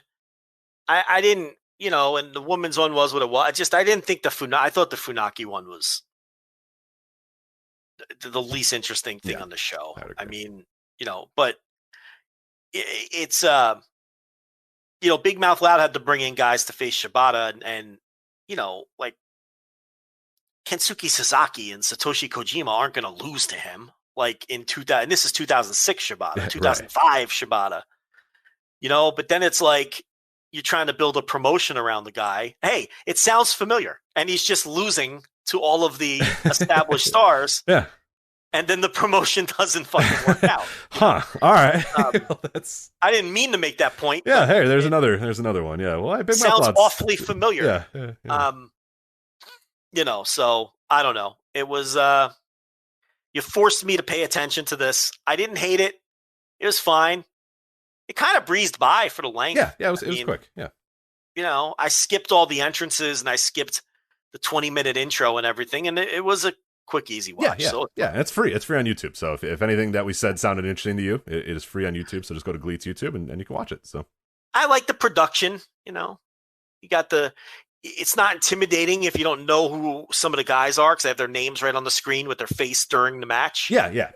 And they did. They I will give them that. They did a great job. So what they did at the beginning of the show is they had everybody come out and they said, "All right, this is El Lindemann, and he's going to face tomorrow." And then both those guys came out and they showed the match graphic. They bowed and they moved to the side and they said, "All right, the next match is going to be this person to this person." So if you didn't know who anybody was, which the common wrestling fan, as we always hear, they don't know who anybody is. They have no idea what's going on. Like even if that was you saw who everybody was, and there was just really no. So and like you said, their names were on the screen the entire time. The pictures were on the screen, so you could very quickly, oh, okay, that's Kawakami, that's T-Hawk. So if you're coming in completely blind, you're going to know who these guys are because they're going to tell you the entire time who these guys are, which I think is a nice thing, especially for an early show. And really, I would keep it forever because you're going to have new people jumping in, presumably pretty often. And I don't think it's a bad thing. It didn't take up that much screen real estate, and at least at no point were you confused of who was who. You knew at every time who was who, so that was cool. Yeah. All right, so that is GLEAT, that is All Japan, and that is Noah. That has been one of our largest Japan segments we've done in quite a while, at least talking non-New Japan. But one last thing, actually. Why isn't it GLEAT? Well, I think it might be. I don't know what it is anymore, Joe. No, if it's okay, so if the argument is great or GLEAT, why GLEAT? Why not GLEAT? Yeah. Because if GREAT is great, wouldn't GLEET be GLEAT? Joe, I have no idea. We asked somebody that speaks Japanese, and they said they have no idea either. And then they asked somebody else, and that person said they don't know either. So I don't know anymore. I don't know, and I don't care anymore. Yeah. Which is a bad sign. I mean, it would be nice for them to say, "Hey, here's how you pronounce our company's name." But it is apparently still up for debate. It's one of the classic things where we say, "Okay, we need clarification here," so we ask somebody that knows Japanese, and then they make it even more confusing than it ever was before. So I don't know. GLEAT, great. I don't know. Call it bankrupt in 6 months. New Japan Resurgence. We'll quickly talk about New Japan here and then move on to some other stuff here. New Japan is running a show August 14th in Los Angeles. This had been reported a few weeks ago. I don't know if we had talked about it before on the show, but it is called New Japan Resurgence. First match announced is going to be Jay White defending his never openweight title against David Finlay, which is a pretty fun match with a lot of history behind it. What do you think of this announcement here? I think they're going to sell it out. They sold a lot of tickets. They sold half the tickets. Then they announced this match, and they sold a bunch more. Yeah, I think they're down to, I want to say, maybe a quarter left. I feel like they sold like another 1,000 tickets or something like that. So yeah, not some hokey fucking half attendance in fucking Osaka. Okay, this is the real deal. They're going to, and I think if they do that, they have the option to open up some more seats. So I wasn't sure how this was going to do, but they're off to a good start. And they've only announced one match. So, and it's not the main event, obviously. Oh, I don't assume. I don't assume, but who knows? Yeah, I've heard that there's some other big names that haven't been announced yet, but that are probably going to be coming over. Yeah, well, based on the ticket sales, I'm sure they're going to, Yeah, hey, here's your ticket, but don't. We'll just wait. This is why if it sells out, then tickets. Hey, you're gone. Yeah, This is why you don't buy blind tickets. Right. Show me. Yes. Show me what you're giving me. Right. Okay. The show could have more energy if it doesn't sell very well, but if it sells out, yeah, that high energy it might could be a once in 100 opportunity to see right. it. Right. Somebody. Yeah. So, But if it sells out, then hey, he might be staying home for the weekend. So. It might hang out at home. Yeah, it might hang out at home. No one needs a 14-hour flight. Yeah. Yeah, so that's a lot of history. Jay White and David Finlay. So they'll do it for the Never title. That's a cool match. I think what's Finlay 1-7 or something against White or something like that, or maybe no win. No, one win or no win. I thought it was one, but actually, let me clarify here just to make sure. And they have excellent chemistry, those two guys. So, let's see here. Finlay singles matches. Oh, Finlay beat him in New Japan Cup this year, so that's the one win. That's the one win, right? Yeah. So what is it, 1-8 or something? It is. Oh, sorry. David Finlay got a win in the first match they ever had together in September of 2015. So David Finlay got one. Jay White. So Jay White's got 1, 2, 3, 4, 5, 6, 7, 8, 9, 10 wins to David Finlay's 2 wins. Right. So it's 10-2. Yeah. Finlay won the first and the last, and now they face each other for the Never title. And they had a U.S. title match after White received his push, too. So it's not even their first title match against one another. They always have good matches. So they had a lot of Young Lion matches that I thought were flirting with 4 stars back in the day. And, they're good friends and they have good chemistry. And that's a good start coming out of the gate with a match like that. And all the strong guys will be on that show. So it has a chance to be, I think it's going to be a good show. I think they're going to want to put their best foot forward too. And, restart, reinvigorate the market, who hasn't had they were really losing steam before COVID in the US in a lot of ways. So, you come out of the gate here, you got 3,000-4,000 fans there or whatever it is. You have a good show in front of a hot crowd that's dying to see some wrestling. So that'll be good for them. Yeah, it's a huge opportunity for them. There's some interesting stuff going on here with the actual broadcast of it as well. So this is the first that I've seen of this, and it's actually interesting. It's something we have talked about for months and months and months and really years. So if you pay attention to the show, you shouldn't be super surprised by this, and you're a smart wrestling fan, so you get it. But so Fight TV is going to be airing this as well as New Japan World. The way this is going, though, is New Japan World will have the Japanese commentary for New Japan Resurgence. Yeah. Fight will have the English commentary exclusively. So there will not be English commentary on New Japan World. If you want English commentary, you have to buy it on Fight. Yeah, well, sir, I'm moving to Tokyo that day, and I'm going to watch on New Japan World. And that's not going to be a well, I think you're only going to get Japanese commentary, though. You see what I'm saying? Yeah, but at least you could watch it. Like, otherwise, you have to watch on Fight, right?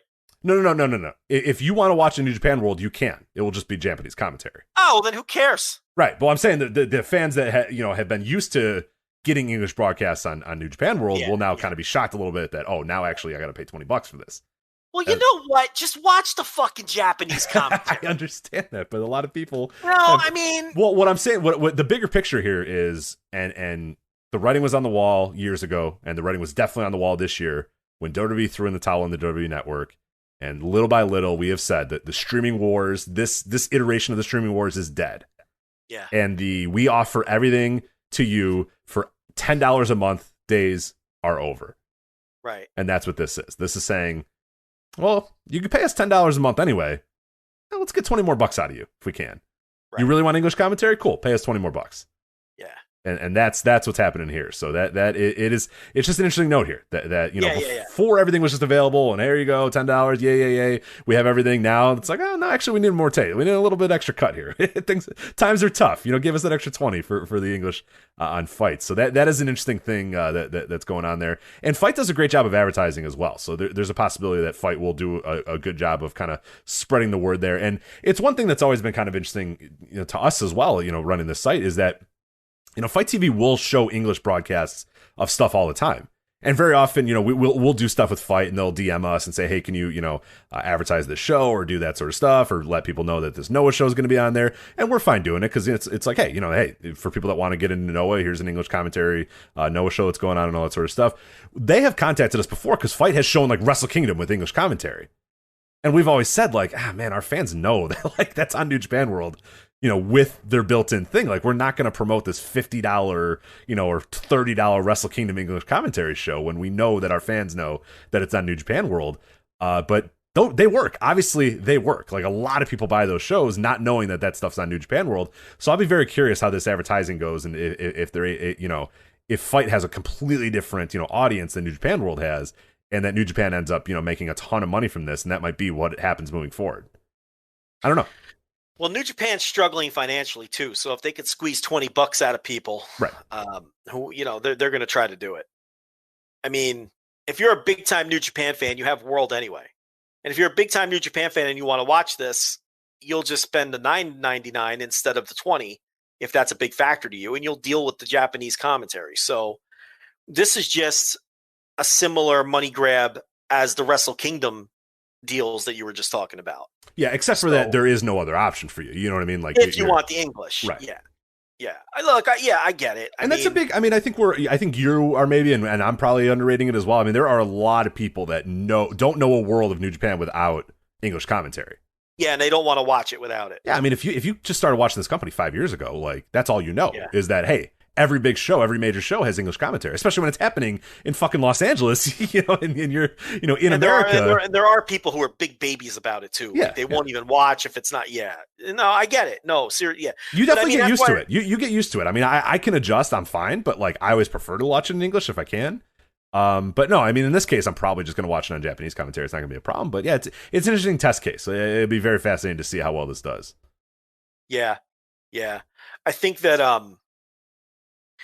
there's some matches where I definitely prefer the Japanese. I'll be honest. I have nothing against Kevin Kelly, but sometimes for a really big match, I want the feel that I grew up with. But yeah, no, I understand it's a big deal for some people. I do. I don't know. If I could see the action, I'm really not all that wrapped up in it. I don't know. But yeah, look, I get why they're doing it. They're trying to make money any way they can. Yeah. And if it sells again, and it sells a bunch, then tickets are really expensive too, and they're still selling. I know. So that's good. That's a good sign for them for sure. Yeah, good for that. Yeah, absolutely. People are hungry for it. In a weird way, maybe the pandemic helps them in this country because it was kind of losing steam before that. Mm-hmm.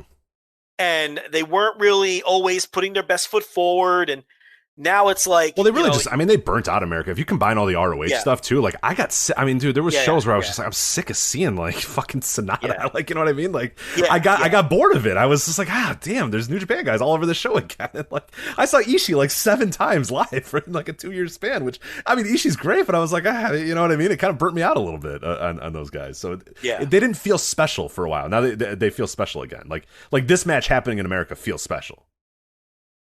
Yeah, no, it's this show is going to have that feel. And, if you watch Strong, and as the added benefit, everyone who watches Strong thinks it's great. So if like you're a Strong watcher, this is an added benefit because they're going to do Strong matches and like storylines and matches that are built on Strong, which is also going to be kind of a unique thing. So you get, so that's good too. All right, let's move on. I want to talk about this topic, and then we'll get to RevPro at the end. But I wanted to talk about this XPW thing. So former, current, whatever the hell, XPW promoter Rob Black has reemerged, or has he always been here and we just haven't noticed? Well, he wasn't doing wrestling anymore. So he had stopped doing wrestling, right? Now he's got some dopey radio show podcast thing, and he's promoting as well that XPW is going to return. He's promoting a tournament and teasing that this tournament will feature previously canceled wrestlers.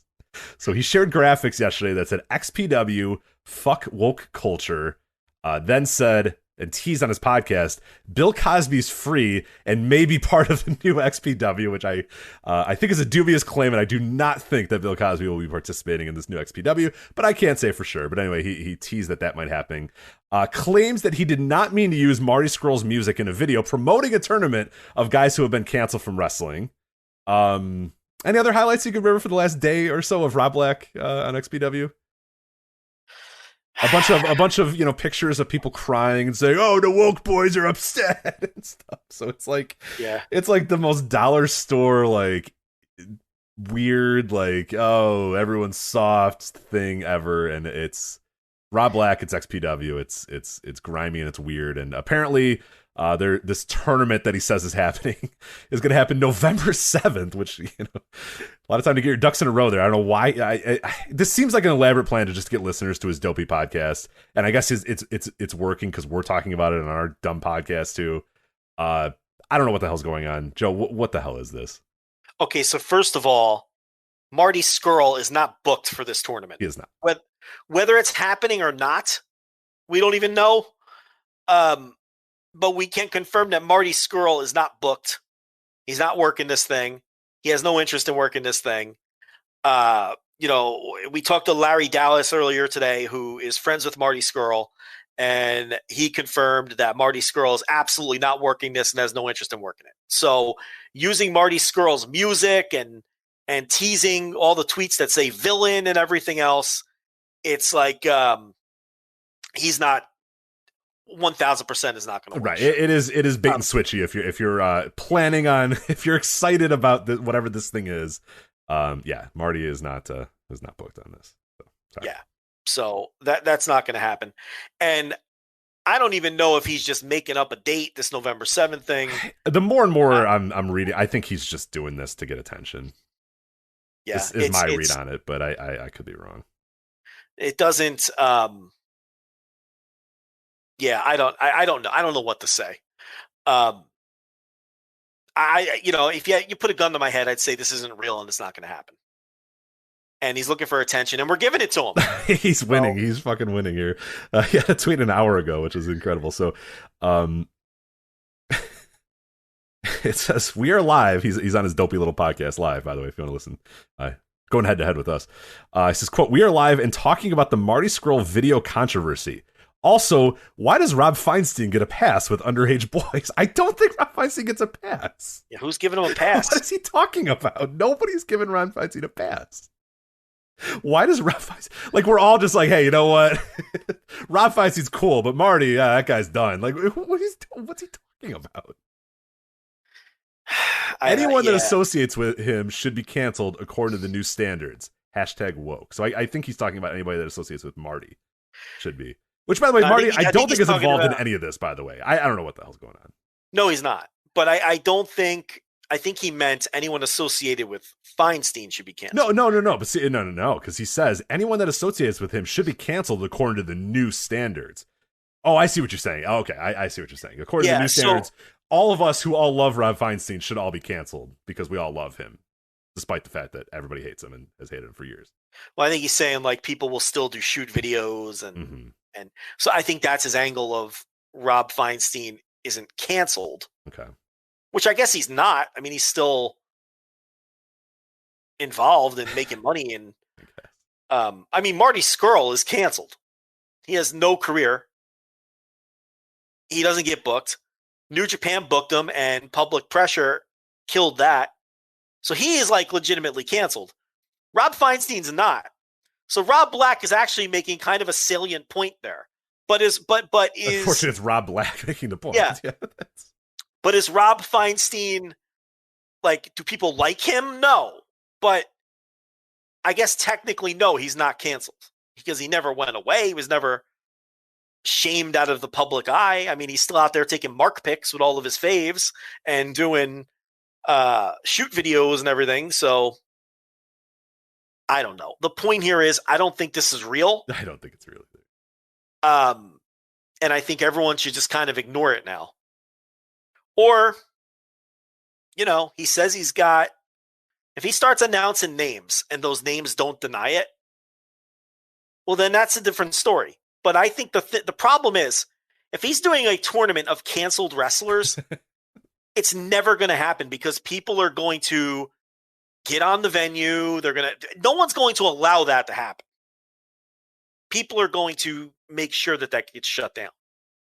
So, I don't know. What a weird fucking story. It's so strange. Yeah, my life was a lot better before I discovered that. Who's going to take that booking? Like, yeah, it's like, who would take it? Like, Sabu would take it. Sabu will take any booking. Yeah, for sure. Everybody that ran Drake Wirtz's, like, Bikers for Child Trafficking show or whatever. Bikers not for child trafficking or whatever. Maybe they'll work it too. So I don't think Drake would take that because he's like religious guy now. I don't think he'd work for a pornographer. I mean, you know what I mean? Like, I don't think. Yeah, there's a weird. The problem is like Rob Black fits in this very weird ecosystem where he's like a absolute scumbag on all levels, and he's like in the porn industry. So yeah, if you're like if you're trying to, because like if you're Joey Ryan trying to do the, well, actually God is good, like, you know what I mean? Like, it's, hey, I'm not bad, God's good. It's just like, you know, like you can't go work for the porn guy, right? Well, I think Joey Ryan would take the booking because he has taken bookings before. I think Joey Ryan gets off on people making sure, like I think he gets off on taking bookings and then public pressure removing the booking, and then he gets to complain about it. That's a very wordy way of saying that, but I think Joey Ryan's like on a mission to prove the world wrong, and I think he would take this booking. I don't think Wirtz would take the booking. I think Sabu would take the booking, and he's not even really canceled. I don't know, but I don't think anyone else would take it because it's like such a bad look to take this booking because of all the heat it's going to get.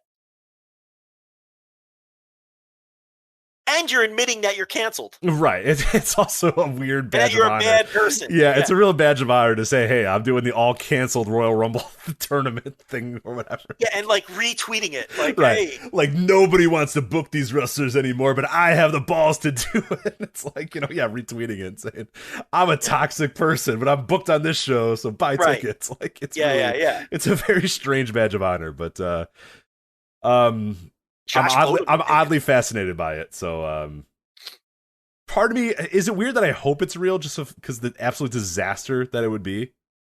Oh, I want it to be real. I mean, that you know, like the perverse part of me really wants it to be real because it's just because, like you said, the mechanisms of like booking those guys, like Rob Black calls you for, hey, I'm doing this show of all guys that got canceled, and you're like, yeah, sure, I'm there, man. Sounds perfect. Like, yeah, he's gonna go back to the LA Sports Arena for this, like he did for XPW.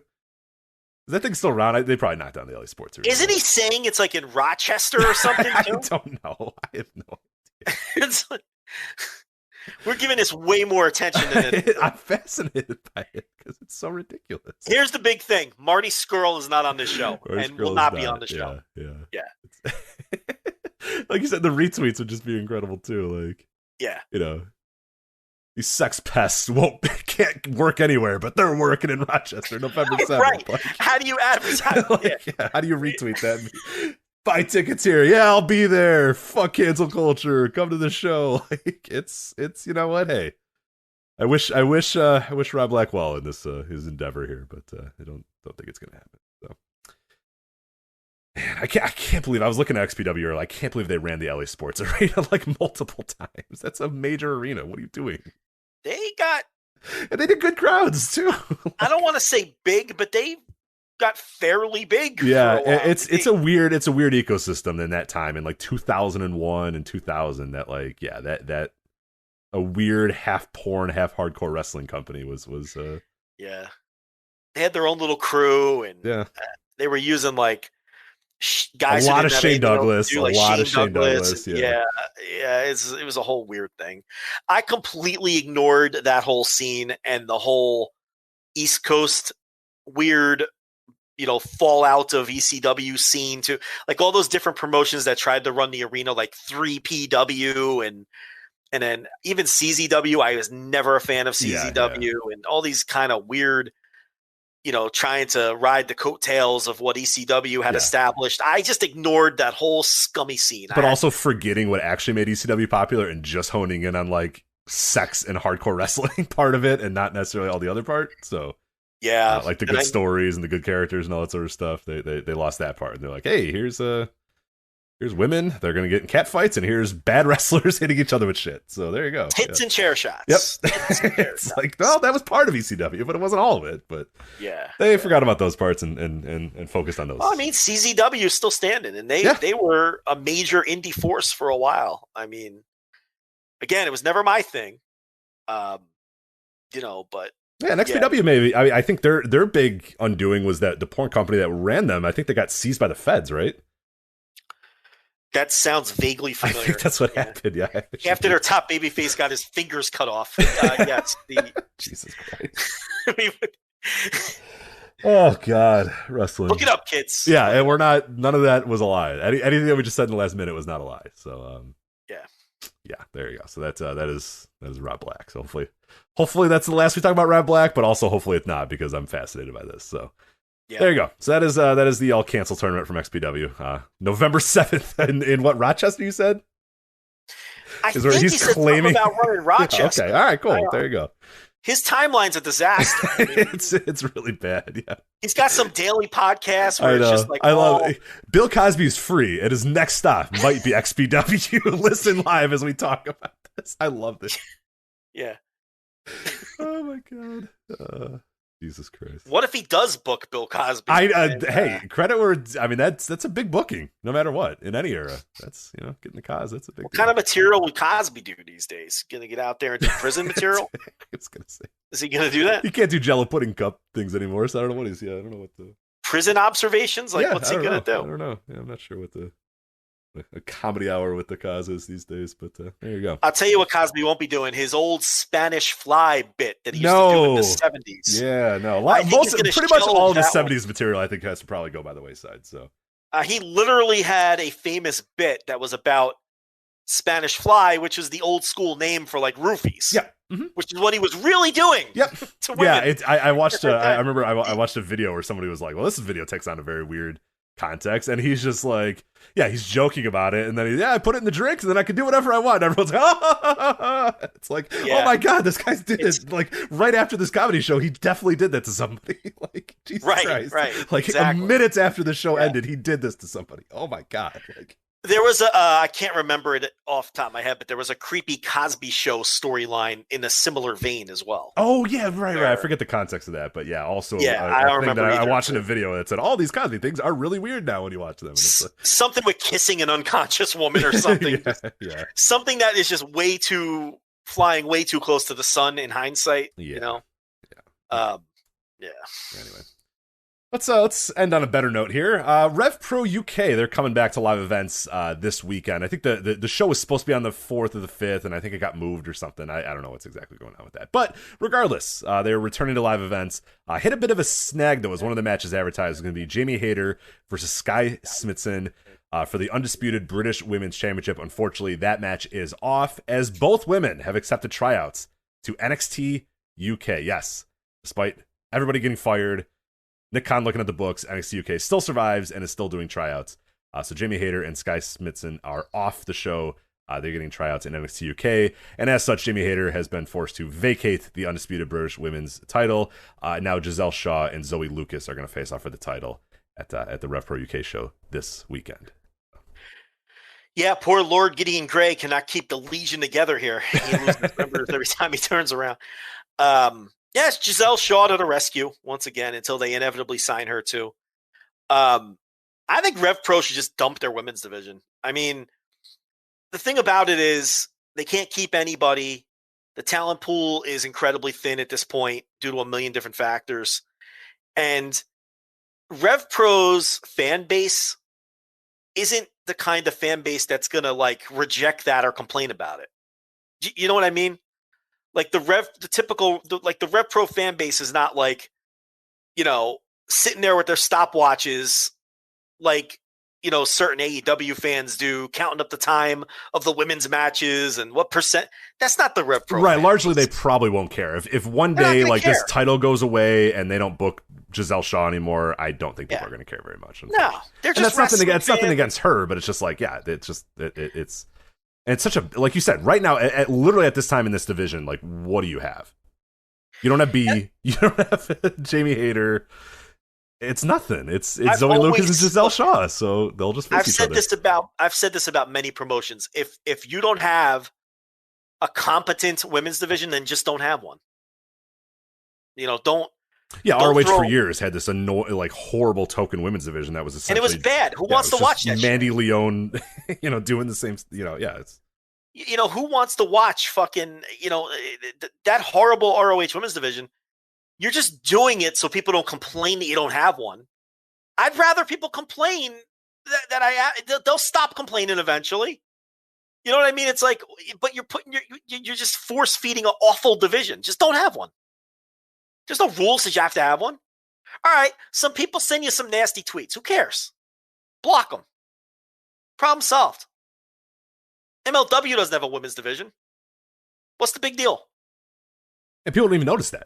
There was a time we were having a discussion with somebody the other day, and they're like, "Oh, she should get signed by MLW." It's like they don't have a women's division. They're like, "Oh." And you know why no one notices? Because they don't have like some bad token one that people complain about. Yeah, exactly. Because then people will say, "Oh, why is our women's division so bad?" Well, fuck it, just don't have one. You know, it's like you get in this mindset where it's like you think you don't have to have one. You know, so I don't know that, but so what is it? Giselle Shaw versus who? Zoe Lucas. Who I can't. She stinks. I mean, Lucas is no good. Not great. Yeah. All right. Whatever.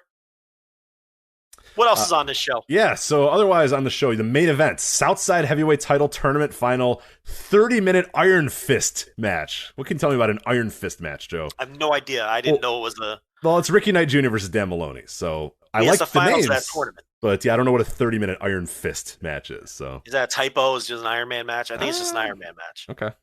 I don't know. Because I think I read somewhere Iron Man. Oh, so maybe it's just I copy and pasted it and it's all right. I don't know. I'm going to work under the premise this is an Iron Man match. But the winner of this, you know, the original plan was they would then face Will Ospreay, who is the RevPro, well, the British heavyweight champion, I think they call it.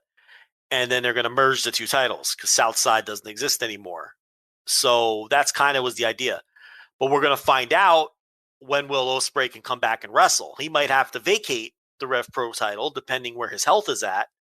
So, you know, they had said months ago that at one of the first live shows with fans, Will Ospreay would address the crowd and address all of that. So we'll find out. Yep. But the winner of this could be facing Will Ospreay in a title unification, which either way they go, it'll be good. You got a Great British Tag League A block match. So that thing is getting started here with Lycos Jim, Kid Lycos and Lycos 2 versus Destination Everywhere, Connor Mills and Michael Oku is on there. Where the aforementioned Gideon Gray, he'll be seconding Chris Ridgway here, and he's going to be facing Robbie X.